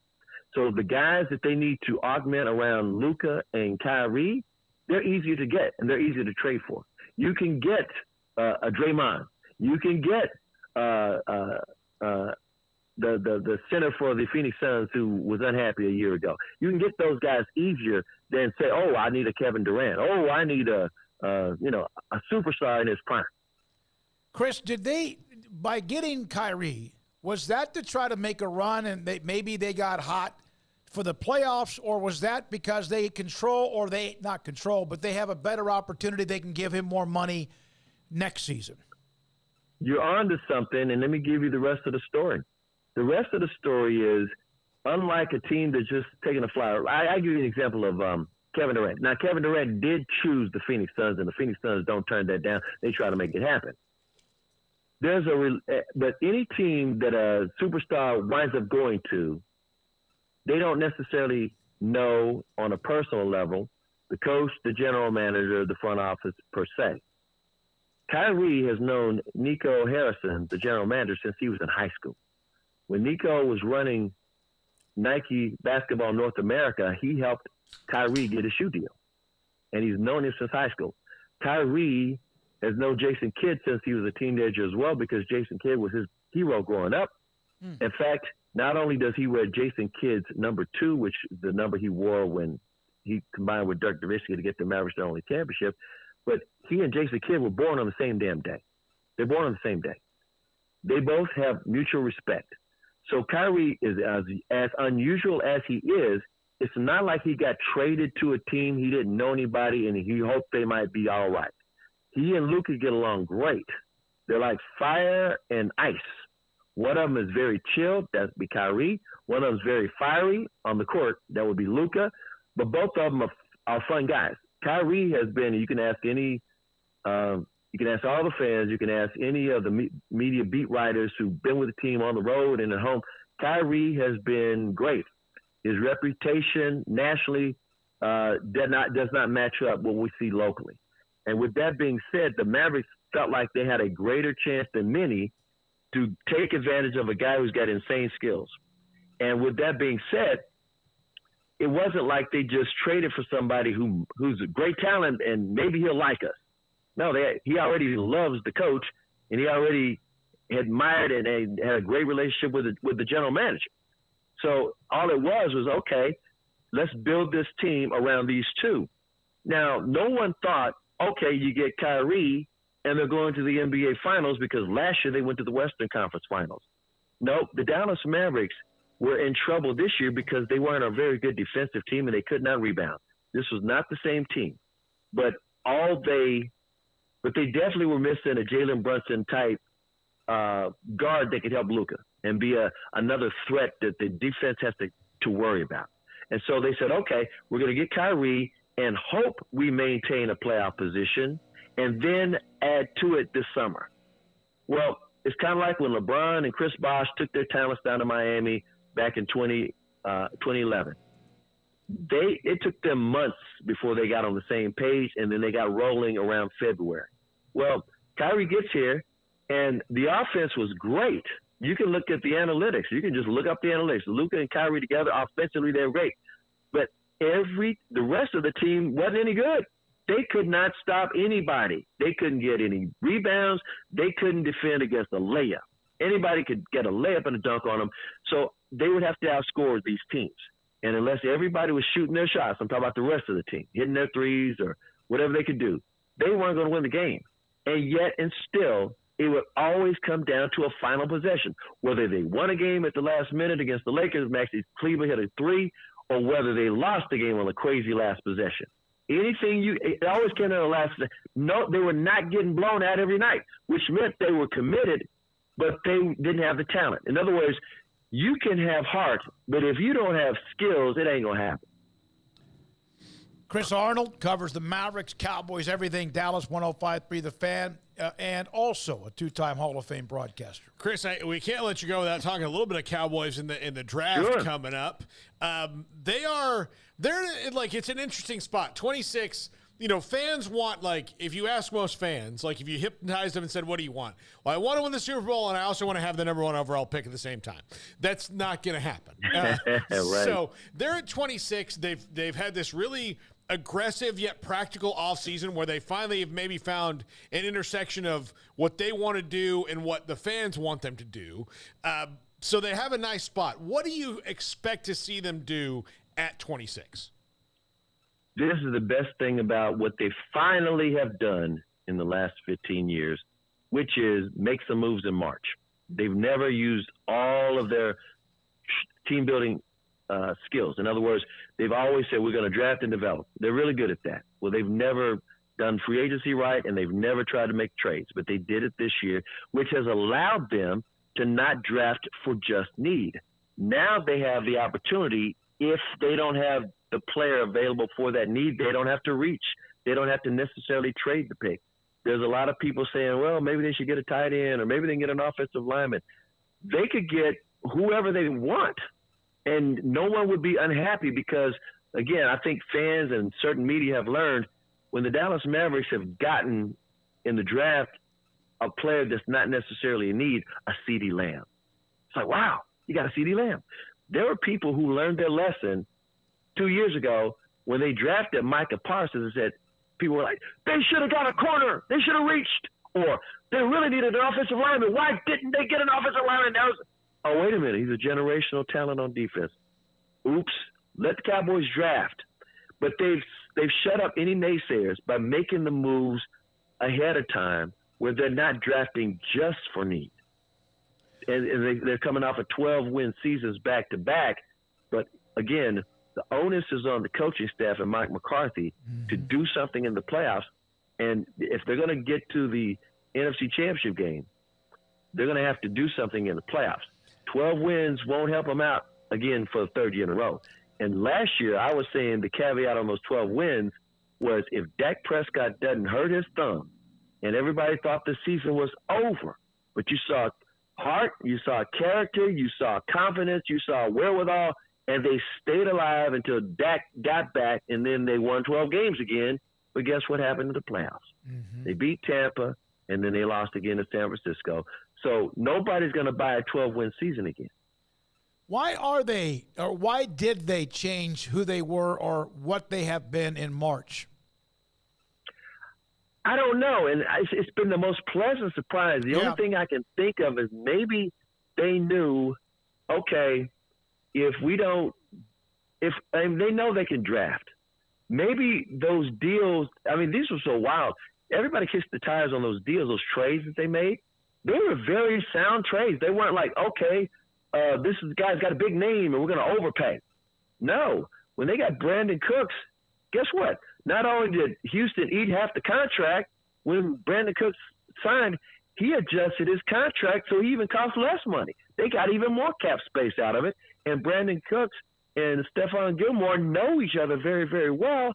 So it's like, wait a minute. And they're character guys too. It's like there was nobody that can complain about those deals. Whereas a year ago, they gave away Amari Cooper. It's like, you've got to be kidding me. It's one thing to give Amari Cooper away, but it's another thing to assume, okay, we're just going to draft a receiver and he's going to fill in Amari Cooper's shoes. And we're going to sign Michael Gallup on his hospital bed and he's going to be Michael Gallup again. That was so stupid. Maybe they learned the lesson from that and they said, you know what, we're going to be calculated aggressive because there's no need for us to give away Amari Cooper again. Or, in other words, not close the deal with a veteran wide receiver that defensive coordinators have to account for. Chris, you know what's funny to me about the Cowboys is step one is always, while it might be a risky decision, there's a way to explain it. The problem is, though, in the situation like you just described, you're like, okay, that's step one. What's step two? And they're like, oh, we took care of step two before step one. You'll see. And you're like, nah, I don't know. Exactly. This time they've done it. In other words, everybody said it. They've done it right. Last year, they just traded away Amari Cooper. It was like, whatever the reason was, it didn't make any sense. None of the reasons were valid to me. I don't care if you said $20 million was too much because all receivers were making over that last offseason. So it's like, you got to be kidding me. And to only get a fifth-round pick, that's because you showed your hand and said we're moving on from him. And if you're playing poker, you never show your hand. It's about leverage. And so all these other teams are like, we'll just wait till you cut him. And so they begged basically Cleveland said, we'll toss you a fifth-round pick, which is nothing. Bottom line was, if you were going to trade Amari Cooper, you better get a name receiver. I don't care if it's Julio Jones. You get a name receiver to compensate for the talents that you gave away. In other words, they took away talent. And even the Philadelphia Eagles added A.J. Brown, which was a slap in the Cowboys' face. Your own division rival added a wide receiver when you gave away a great one. And so I guess in a way, bringing up the Eagles reminded me, I think the heat of the Eagles going to the Super Bowl put a little bit more pressure on Steven and Jerry. I always blame Steven because Jerry kind of signs off. Jerry definitely knows what's going on, but it's Steven who's always complaining about he's got the reputation of watching the budget and the cap can only be so big. The pie can only – I mean, he's the one that's always complaining about that. Jerry was a guy that was, where's the glory hole? I'm an oil guy. And let's throw caution to the wind. That's the way he used to do it. And then Steven's the one that said, no, we can't. So with that being said, I think maybe the Eagles getting the 2 Super Bowls in 5 years, which no one had ever done before. Howie got 1 championship, but he went to 2 Super Bowls, and their team is pretty much in place. You know what I'm saying? You still got your offense in place. With that being said, the Cowboys cannot let the Eagles go back to another Super Bowl or go to an NFC championship, let alone win a division. So Steven had to do something, and I have to give him credit, all the credit in the world, because these moves were calculated and very, very smart. Nobody can complain about them whatsoever, one way or the other. Chris, last question, and you've watched when the Cowboys had their glory years. You mentioned Landry and then Jimmy when they had their run, and obviously in 1995 was Super Bowl, 30 beat the Steelers. Did you ever in your mind ever think it would be 28-plus years before they ever got back to a championship game, and that clock is still ticking? Never, but I will say this. I do realize a lot of people forget this.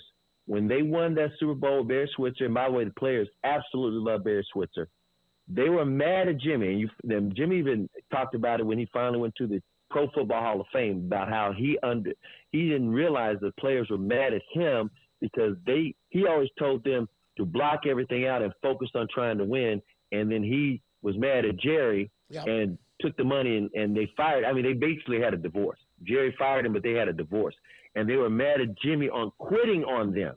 And they were really trying to prove to the world that Jimmy was just the coach, that they were the talent, and they could win without him. It had nothing to do with Bear Switzer. The media was focused on Switzer. Jerry was like, I'm tired of Jimmy's shenanigans. And by the way, me and Jimmy are real good friends, so it's not like I'm berating Jimmy. I'm just talking about from the players' point of view. I was embedded with the players, and I talked to them on the regular. And they were, especially Troy Aikman, he was very stressed out about trying to win a Super Bowl with Jimmy not being there. Because everybody kept saying, Galloway kept saying, and the media kept saying, they can't win without Jimmy. They can't win without Jimmy, and it ticked the players off. They wanted to win a Super Bowl for themselves. They didn't hate Barry. They just knew that Jimmy left them. And so they were relieved. I couldn't believe it. Those guys, when they won that third Super Bowl, remember they didn't get it 3 in a row. They got it the 4th year. They were relieved, and I'm like, you're supposed to be happy. I kept saying, you better enjoy this. The journey is the reward. I was talking about the players. They may not ever win another Super Bowl. Not the whole damn franchise. Right. I mean, who knew? The whole franchise would never win another Super Bowl. Yeah. I was telling the players, you better enjoy this. You may never get another Super Bowl. Absolutely. And they never did, and the franchise never did. Yeah. So that was my only clue about, I've always said the journey is the reward. You better appreciate this. Chris, great stuff, man. I'm glad I got a hold of you. I'm glad you could be a part of it with Paul and me. We appreciate you so much. And have a great night, great week, and we'll talk to you hopefully down the road. You know it, and David, anytime, and barbecue is a sport. You know that. Yeah. Barbecue is a sport. Absolutely. It is a sport. Chris Arnold, two-time Hall of Fame broadcaster. And whenever we have some of the guys, and Paul knows this, when access was different, things weren't also as expensive to travel. We used to host basically at night at Cowboys training camp, players, media. Were you ever even a part of that? No. I mean, like, I told, like, when Machota was on last week. That's right. I am covering the band after they quit doing heroin. Yeah. So they're doing a weird blues album out of the blue. I'm talking about you, Aerosmith. Like, that's what I'm doing. I'm not advocating doing heroin. I'm just telling you that, you know. Are you advocating quitting heroin? Yes, you should. But when you are talking about, like, the best stuff the Stones ever did, like, I'm covering them now where everybody's like, is Mick going to be okay? Like, is he going to, like, that's what I'm doing. We used to have a trailer, a big, huge RV and a big smoker that when they were in California, we would drive, Mike LaRue, engineer, would drive the RV and also the smoker out to Oxnard and set up. And they actually gave us about half of the parking lot right next to the Cowboys facility where players, you know, got dressed and or practiced. They got their treatment and walking to the dorms. And they would sit around. We had tables. Parcells stopped by. Okay, so here's how it works now, which is the Cowboys the Cowboys are actually great about it. Yeah. Except that there have been so many different Players Association rules and things that have changed to where that's just kind of over. Yeah. And so the PR people with the Cowboys, to a person, have all said, we wish it was still doing this because it was great for the Cowboys, it was great for the organization. But now you go in, they give you a parking pass, and somebody like a security guard comes up when you park and like, well, you're only dropping stuff off. You're like, yeah. It's a whole thing. Yeah, it's a security issue. It's a crazy people issue too. Yeah, because of the nature of it, and like I totally get it. But I do feel like so how you got to cover, you and Chris, like you're covering Aikman and Emmett and all that time. And, the most exciting thing I got to do was watch them try to sign Nnamdi Asomugha and not. Yeah, Craig was a part of a few of those too back in the day. And it was pretty cool one night. Keyshawn Johnson. Now you think of him as a football player. Now he does something in the morning with ESPN. Sitting out somewhat late in the evening, players had already had their team meetings, and talking not football, business. He's an incredibly successful businessman. It was phenomenal. Jerry Jones sitting inside of our RV. We had it all, popped out the sides, had our setup inside, and eating a bowl of what I do with the chili. That people call different things, but that was a hook. Marcus Spears, who's now a rock star at ESPN, was one of those that would come by and sit down and just have the best time. Here's the coolest thing, and you weren't even there that time because it was when we had to go separately on a very strange year, which is the last time you and I got to go. Last time I went, This was before COVID, and then things have changed so much. But so I'm there, and it's like the second to last day. It was the weekend, and I see Jerry Jones walking by, and he's coming up, and then he's got some people behind him, and Roosevelt comes up and says, "Hey, Pa, it's gone." And then Jerry's like, "Hey, Waco, how's it going?" And then Jamie Foxx is behind him, and I was just so kind of like, what is just happening right now? And it looked like he was coming into my tent, but he leaned into the tent because he couldn't see his phone. Oh. So I'm like standing there, and Jamie leans into the tent so he can see his phone. I'm like, "Oh, hey," and he's like, "Yeah, what's up?" And then he just walked out. And then I felt like I missed this opportunity to talk to Jamie Foxx because I didn't know what's going on. But it's kind of that was the coolest thing that's happened. Did you have movement? We missed, yeah. I think I would have passed out. Yeah. No, I'm not. No one's going to make me. Not even Denzel. But we missed. Here's the other thing that happened to us. We missed Denzel by about 8 hours. Literally left in the morning. Yeah. He showed up the day we left. Yeah, that's one of those you got to let a few days go by as the rock stars go to Cowboys training camp. All right, one local note, high school football. I have a weekly podcast when we get to August with football season, high school football. University High, LaDainian Tomlinson, Walter Abercrombie, Parrish Cox, some of the alumni of that school. Kent Laster, their head coach, they had good success. They went to the playoffs last year. He is leaving for the job in Denton at Braswell High School. I kind of had heard that a month ago. He had told me it was not official. It is now official. He's headed to Braswell. He sent me a text that he had just met with his team. I think I put it up on Twitter just a few minutes ago or so. When we come back, David Helman, also Paul's Top 5. And if we have a little time in between or whatever, on 3.com, their top 1 through 14, the head coaches in the Big 12. This is 365 Sports. Waco Custom Marketplace is closed today as they had an extended holiday with Easter, but my goodness, did they have what you wanted last week, getting ready for the Easter weekend, and pretty much every single day. They have a butcher shop and a bakery that is full throttle, full time. I mean, it is always there for you. When you walk in the door, off to the right, they have a little coffee area, too, that they have a drive-thru where you can get what kind of coffee you want. But you have the seafood, and then you go down the counter a little bit more in the butcher shop. Then you have pork, you have poultry, and then there's a larger area from bacon, which I know it's pork, from bacon to beef to what you need. The other day had a big tomahawk ribeye steak about this thick that you could take it and use it like you're a Viking and chew it off the bone or maybe hit somebody in the head with it.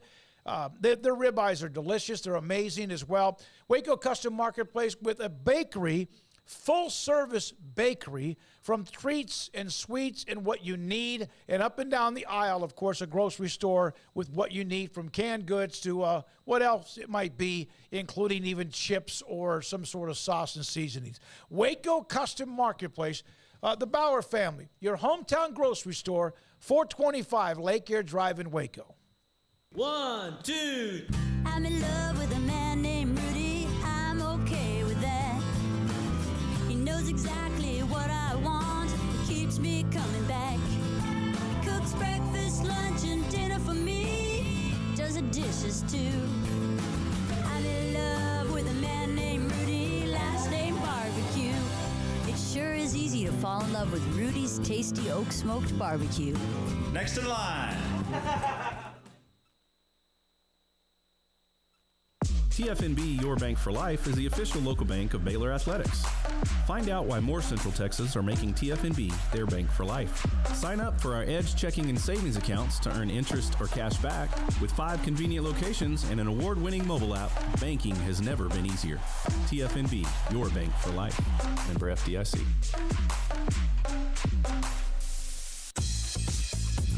Baylor Scott & White Southwest Sports Medicine and Orthopedics, the team physicians for Baylor Athletics, diagnosing and treating all sports-related injuries, including concussions. These specialists also provide orthopedic services for athletes and non-athletes alike, whether it's knee or shoulder pain, a wrist injury, orthopedic spine care, and even an arthritis and total joint clinic. Trust the doctors Baylor Athletics trust. Baylor Scott & White Southwest Sports Medicine and Orthopedics wants to get you back in the game.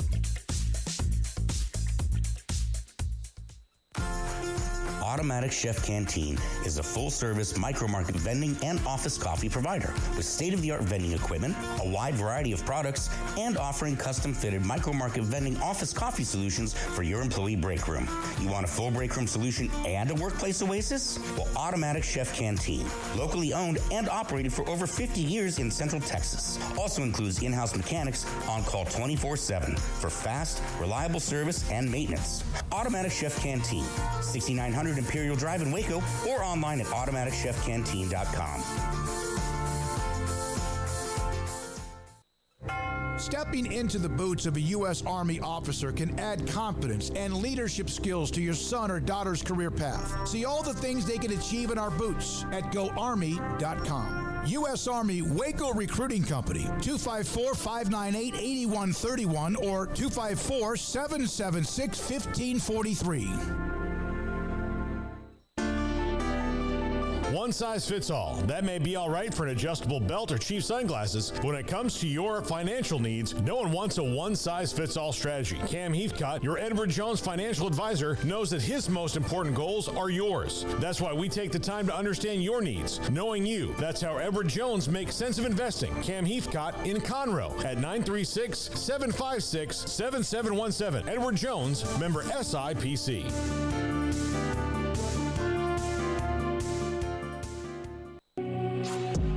Welcome back to 365 Sports. It's time for our weekly segment with David Helman of FoxSports.com. David Helman on Mondays in the 5 o'clock hour. We always appreciate his time. He joins us here on 365 Sports. So, David, what were your thoughts when you saw the Odell Beckham story, the cost, and does that wrap up Lamar Jackson going back to Baltimore or not leaving Baltimore? I mean, I really hope that the Ravens front office is not banking on that getting the job done for them. I mean, yeah, Lamar Jackson needs receivers. Based on, it looked like him and Odell were having a great time together. I'm sure he's really happy about it, but the reports are that there's about a $100 million difference between what Lamar wants and what the Ravens are offering. So I don't think having Odell on the team is going to make up that ground for them. So, he's not not $100 million worth. He's 15 apparently, but not 100. Yeah. Yeah. I mean, it's a nice gesture, but there's still some negotiating to be done. If I had to guess, I mean, I expect Lamar to be with the Ravens one way or the other, but they've still got some work to do if they want to make him completely happy. If I had to guess. How sad do you think Jerry Jones was about this whole OBJ romance that they had, but never really got it? Well, not really. They never got it done. I mean, hopefully. And look, I mean, y'all know I'm a massive LSU homer. Like, I still think Odell's got something in the tank. But hopefully he saw the price tag and was like, okay, we played this the right way. Because getting a younger, healthier Brandon Cook for much cheaper than that and for more years, in my opinion, is a huge win. And yeah, like it would have been a ton of fun to have Odell. He would have sold some jerseys. But I mean, I think the Cowboys should be more than happy with the way it played out for them, and hopefully Jerry realizes that. Although, Jerry's been upset about a lot of stuff. Jerry was upset they didn't get Johnny Manziel, and look how that worked out. So yeah, that did. I think he'll be okay in the long run. So there's no in the area, and I know that you're in California, but I haven't really seen any of this. Oh my God! Because was it the money, or are people fine because Brandon Cooks is the Cowboys receiver, or at least a part of the receiving core instead? Oh, I think it's both. I mean, the Cowboys made a smart move to get a quality receiver at a good price, and then, I mean, it's a lot of money. And again, I love Odell. I think he's got gas in the tank. But $18 million with 15 of it guaranteed for a 31-year-old who hasn't played in 15 months, coming off his second ACL tear. I mean, I think if the Cowboys had signed Odell to that deal, they would have caught a ton of flack for being desperate. It comes across as kind of desperate of like, okay, we really need to make Lamar Jackson happy. Maybe if we do this, we can kind of get back in his good graces and get back to the negotiating table. Whereas I don't think the Cowboys were in that position. So, yeah, the Cowboys, I don't know if Brandon Cooks is not as good as a fully healthy Odell. But, again, we don't know how healthy Odell is or will be moving forward. So, to get a quality receiver for less money, I think that really – it doesn't even lessen the sting. It takes away the sting entirely, in my opinion. Okay, so, David, going to the draft now, let's say Bijan Robinson is not there at 26, as most Cowboy fans hope, and I don't think he will be. I think there's many more teams that will take him before then because he is kind of the rare, first-round running back for sure that exists now. Who are the guys that you like round 2, round 3, maybe even round 4 for them? I wrote a story about this for FoxSports.com today.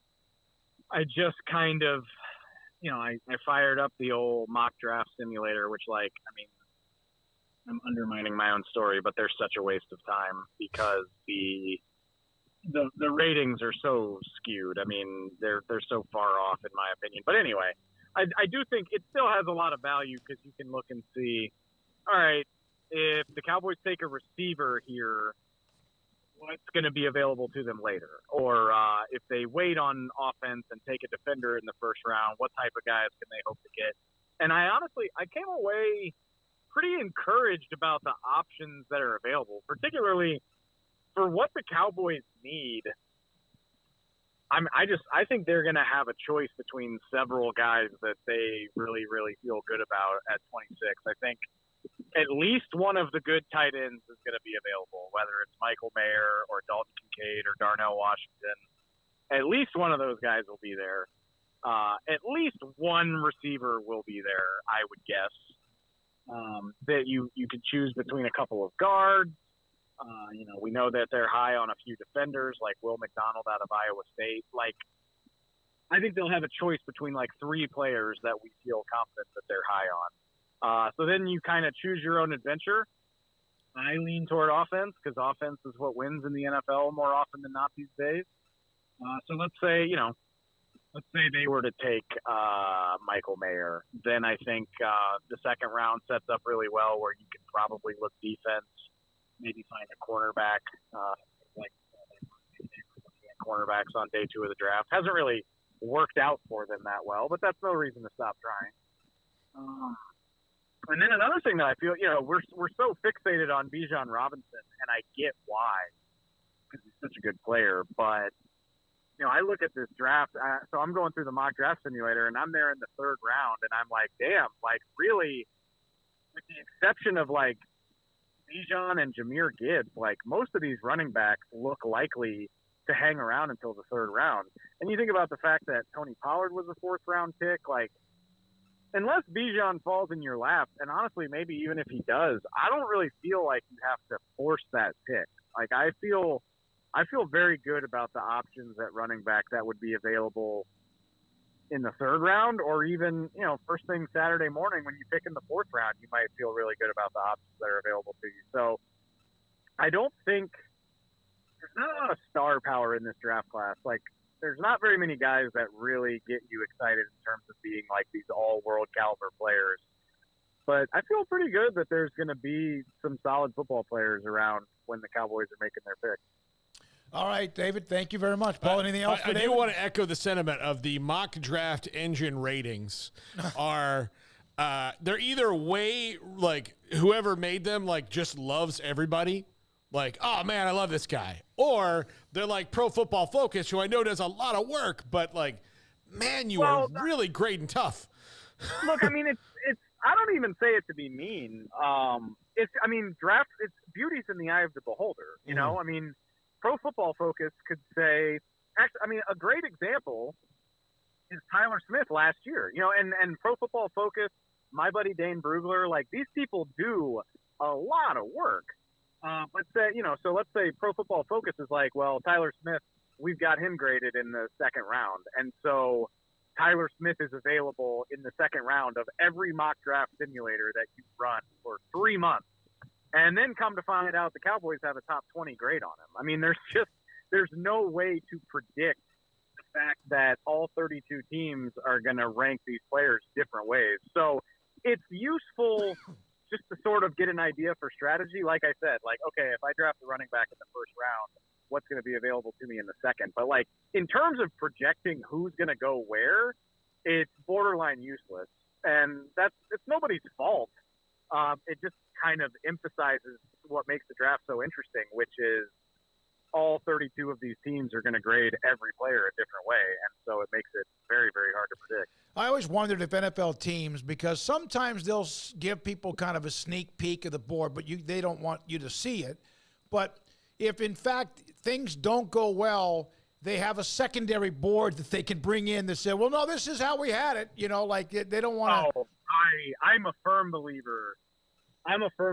That every team in the league at one point or another has rearranged their board after the fact so that they don't have to lie about what happened. I mean, every team in the league just gets up there every Saturday night after the draft. They're like, yeah, I mean, we had him ranked here and he fell all the way here. And it's like, wow, this seems to happen every year where you're just lucked into the guy you love the most being available. Yep. It's BS, but it's part of the reason we love it. It's like National Signing Day, and some, of course, we know the same school names that have the elite, highest-ranked recruiting classes, but no one's ever had a bad recruiting class. Every coach gets up, this is it's just part of the same thing, really, with the NFL. It's just 10 million times more popular. You gotta sell that. You gotta sell that hope. Yep, you do. David, thank you, buddy. Appreciate your time as always. David Helman, Fox Sports, with us on Mondays. Tomorrow, Priest Holmes, one of the great running backs to come out of a school that's produced about as many as anybody has ever done, and of course, Bijan Robinson in the draft this month. Priest Holmes will join us. He's part of the Texas Sports Hall of Fame induction ceremony that's coming up on Saturday at the Exco Event Center, the base off of, I think that's Cobb's, off of Cobb's in Cobb's or Bosque? Both. That's right, it is. It's on both. So the banquet is coming up on Saturday, Texas Sports Hall of Fame. The actual news conference will begin at 4:30. Then the banquet will come up, let's see here. The reception is at the Texas Sports Hall of Fame at around 4:30, meet and greet at 3:30. Then they move it to the base at the Exco Event Center, which would be, the program starts about 6:30.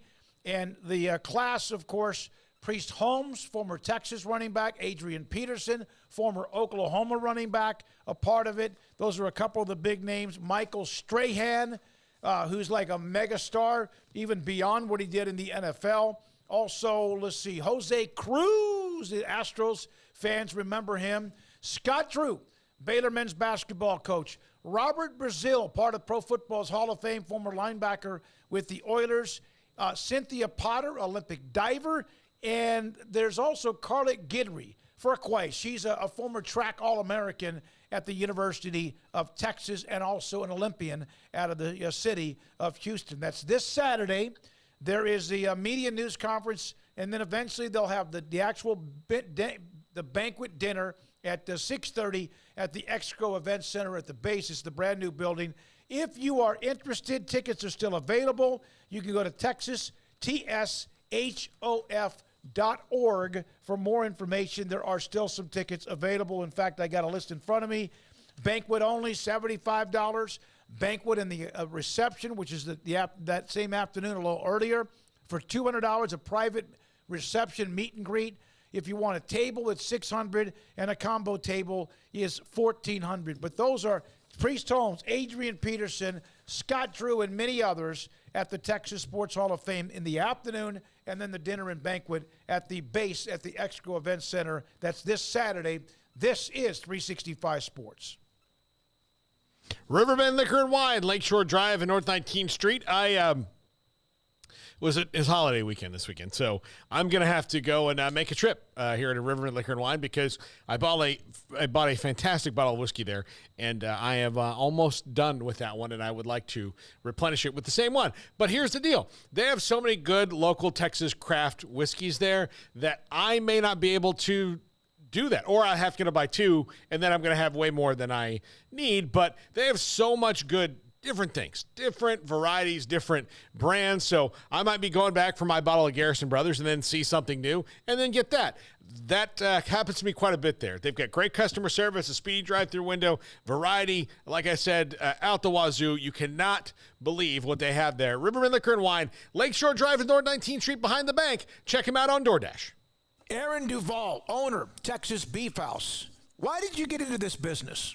We kind of were born into it, and it's been for several generations. Our family's been in the beef business, the ranching business, and we've specifically got into the beef business back in about 2015 when me and my son decided to form Texas Beef House and sell directly to the public. Aaron, everyone knows about Wagyu and how elite that is when it comes to beef. What separates you from anyone else that may do this in this type profession? We selected out Wagyu mainly because it's such a quality beef, and it's consistent. Some beef, some breeds, you may have a good animal every now and then, but Wagyu produces really consistently good beef every time. Where is the best beef in Texas? Your house. When you order from Texas Beef House, unleash the flavor of Texas raised Wagyu. From our pasture to your plate, TexasBeefHouse.com. At Ideal MRI, we feel blessed to be part of the Waco community. We're a small family business here in Central Texas. At times like this, the cost of healthcare has never been more important. And unfortunately, significant illnesses and injuries still occur. And that's why Ideal MRI is open and here to serve you through this difficult time. So if you need an MRI, ask your doctor about Ideal MRI. You can schedule online in minutes at idealmri.com or call 833-IDEAL-MRI. Boozers is the wedding ring store and more. If you're ready to get engaged or already married and want to upgrade your wife's ring for a special anniversary, Boozers is the place to go. With the largest selection of premier quality diamond engagement rings and wedding rings in Central Texas. They have 7 cases with over 300 styles of rings from top designers like Natalie Kay. Choose from yellow, white, or rose gold, plus beautiful top quality loose diamonds. With an in-house jewelry, they can also custom make anything you want. Bring in a picture or drawing and let Boozers create your one-of-a-kind pendant or ring. They can even use some of your old gold and diamond jewelry to create something new. At Boozers, you'll find a great selection of quality timepieces, and Boozers is the place for expert watch maintenance and repairs too. They specialize in expert Rolex watch repair for fine jewelry, watches, custom work, and more. Go to Boozers on Valley Mills and Lake Air Drive in Waco. Boozers, the wedding ring store and more. It was broad daylight. I stepped into a gas station for 5 minutes to grab a snack, and just like that, my car was broken into. They made out like a bandit. My laptop, my phone, everything. I called my agent to see what could be done, and he restored my faith in humanity. My claim was processed so quickly, and I was able to recover my losses. Stop by and see our agents at one of our 3 McLennan County locations. Coverage and discounts are subject to qualifications and policy terms and may vary by situation. It's time for Paul Catalina's Top 5, brought to you by Texas Beef House. Where's the best beef in Texas? Your house when you order from Texas Beef House. Unleash the flavor of Texas raised Wagyu. From our pasture to your plate, TexasBeefHouse.com. Top 5 benefits to the CW for the Pac-12. It came out over the weekend that maybe the CW and Nexstar are in this, and it looks likely that they are bidding to add the Pac-12 to their network, which would give the Pac-12 an option, albeit an unconventional one and one that most people don't think of, but one that might be the best way forward for them. So number 5, the 2 entities can help each other. One, I do think that Nexstar is going to reinvent this network completely, and it's not going to be called the CW anymore. I don't think that name did anything for anybody. And look, we're on the CW. This show is going to have a 1-hour thing. I'm not knocking it. I'm just saying that nationally, like, it is where it is for a reason, right? And so it had its run. It needs to adjust. I think streaming, because especially based on the kind of shows that they show, streaming kind of ate them alive. Like that, they were a victim of that. So now how do you reinvent them yourself? If you want to be NBC, CBS, all that, you have to mirror what they do. So what do? You put live sports on. Live Golf, Pac-12 would all be that. So if you're going to reinvent yourself into being a network that's available, then you have to do the things like they do, and maybe you can't be the outside the box network anymore. And look, they're sold to a new company. And so that's going to help them. Like I said, I think the name will change. I think a lot of things will change about the CW, hopefully for the better, for the sake of the CW and the people that work there at Nexstar and the Pac-12. And for the Pac-12, look, it's not ideal, but you're now on linear television, and you might have your fans going and searching, and then you'll have it, a better reach than you would. I got to say something about it. We hear about whether or not fans will find you. If you're a fan, you'll find them. You'll find them. Yeah. Now, enough of them, but if it's a fan of a certain school, an alum, or just a fan, whether it's Oregon State, whether it's Utah, whoever it might be, whatever channel it's on, and if it's the CW, that's great. Wherever it is, you will find them. I remember watching Nebraska football, and they were involved in a lot of the games that were highlighted throughout for the longest of times, but there were times when they were on that pay-per-view, even against if it was some team they're going to beat 50-0. I found them. Yeah. I would find them. Yeah. I got grounded for a week one time. You because told me this story. My parents got mad because I ordered A&M versus Southwest Texas. Yep. The pay-per-view game in week one. For $49.99. $49.99. They didn't know for a month. Oh, yeah, they did. When they got the bill. The bill they knew. And then okay, number 4. You are the only one on it right now. So if you're the Pac-12, I know that you can't really draft off the other ones, but it's the only you. So you have kind of a unique spot where you can say, look, this is us. This is our network. This is the Pac-12. This is where you can find the Pac-12. You are it. You're not going to have to worry about your game's going to get bumped to a different time because, there's a better game for their that is I would say the one drawback, or maybe something that's a little bit that bums people out, is all of a sudden you can have Oklahoma versus Kansas State at 11 o'clock kick because you're slotted to Fox that day and you're the same time as Michigan, or you're the same day as Michigan, Penn State. Well, Michigan, Penn State's going to get the slot that you wanted, and you're going to get that one because you just happen to be slightly below on the pecking order. You're right. You know how we talk about ESPN Plus, and initially I was like, I'm not going to, they broadcast the Masters. Yeah. You could, if you wanted to watch them and stream them, guess where you had to go? Yeah. Brilliant.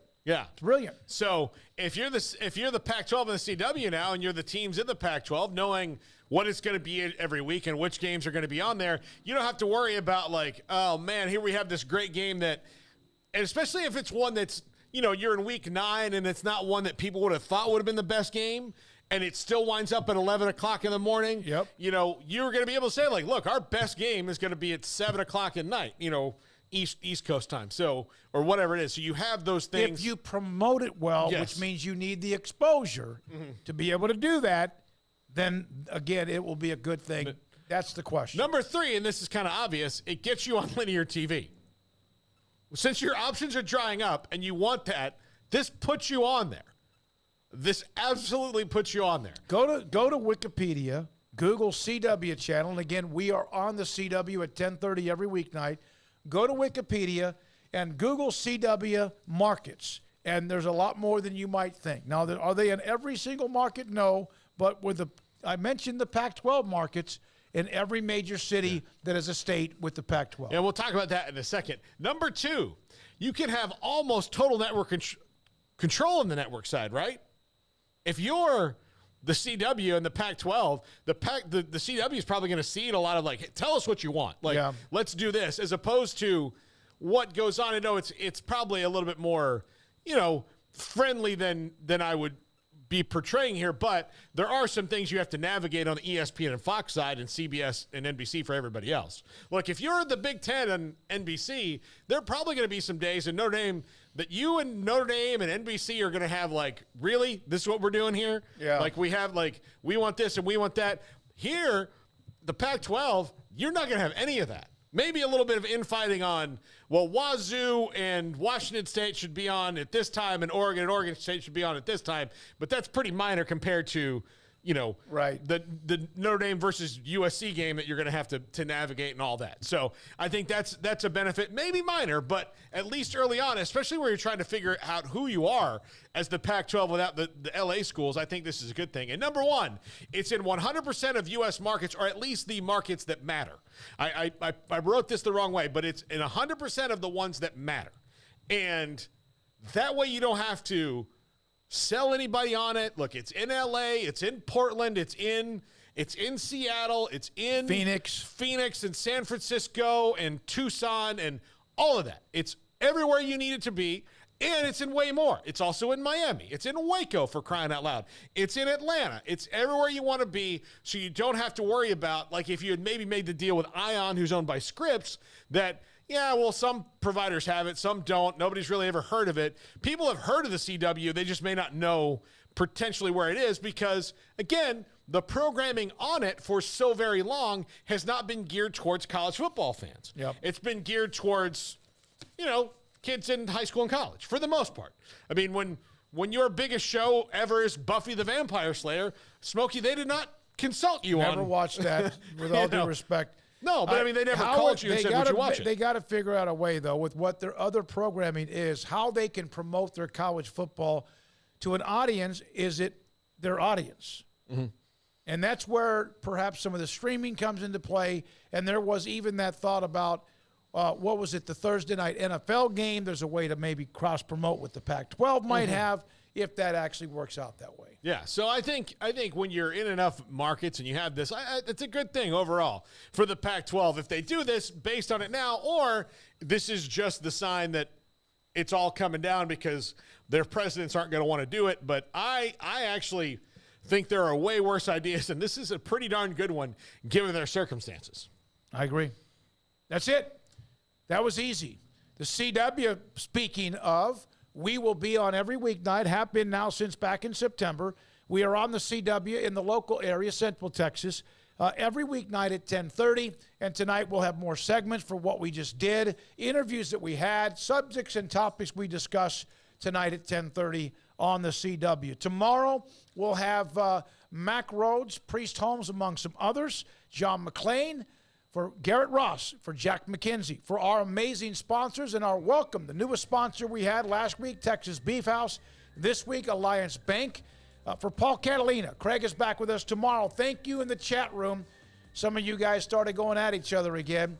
Love, peace, it's Easter weekend past. This is David Smoak and 365 Sports. Good night.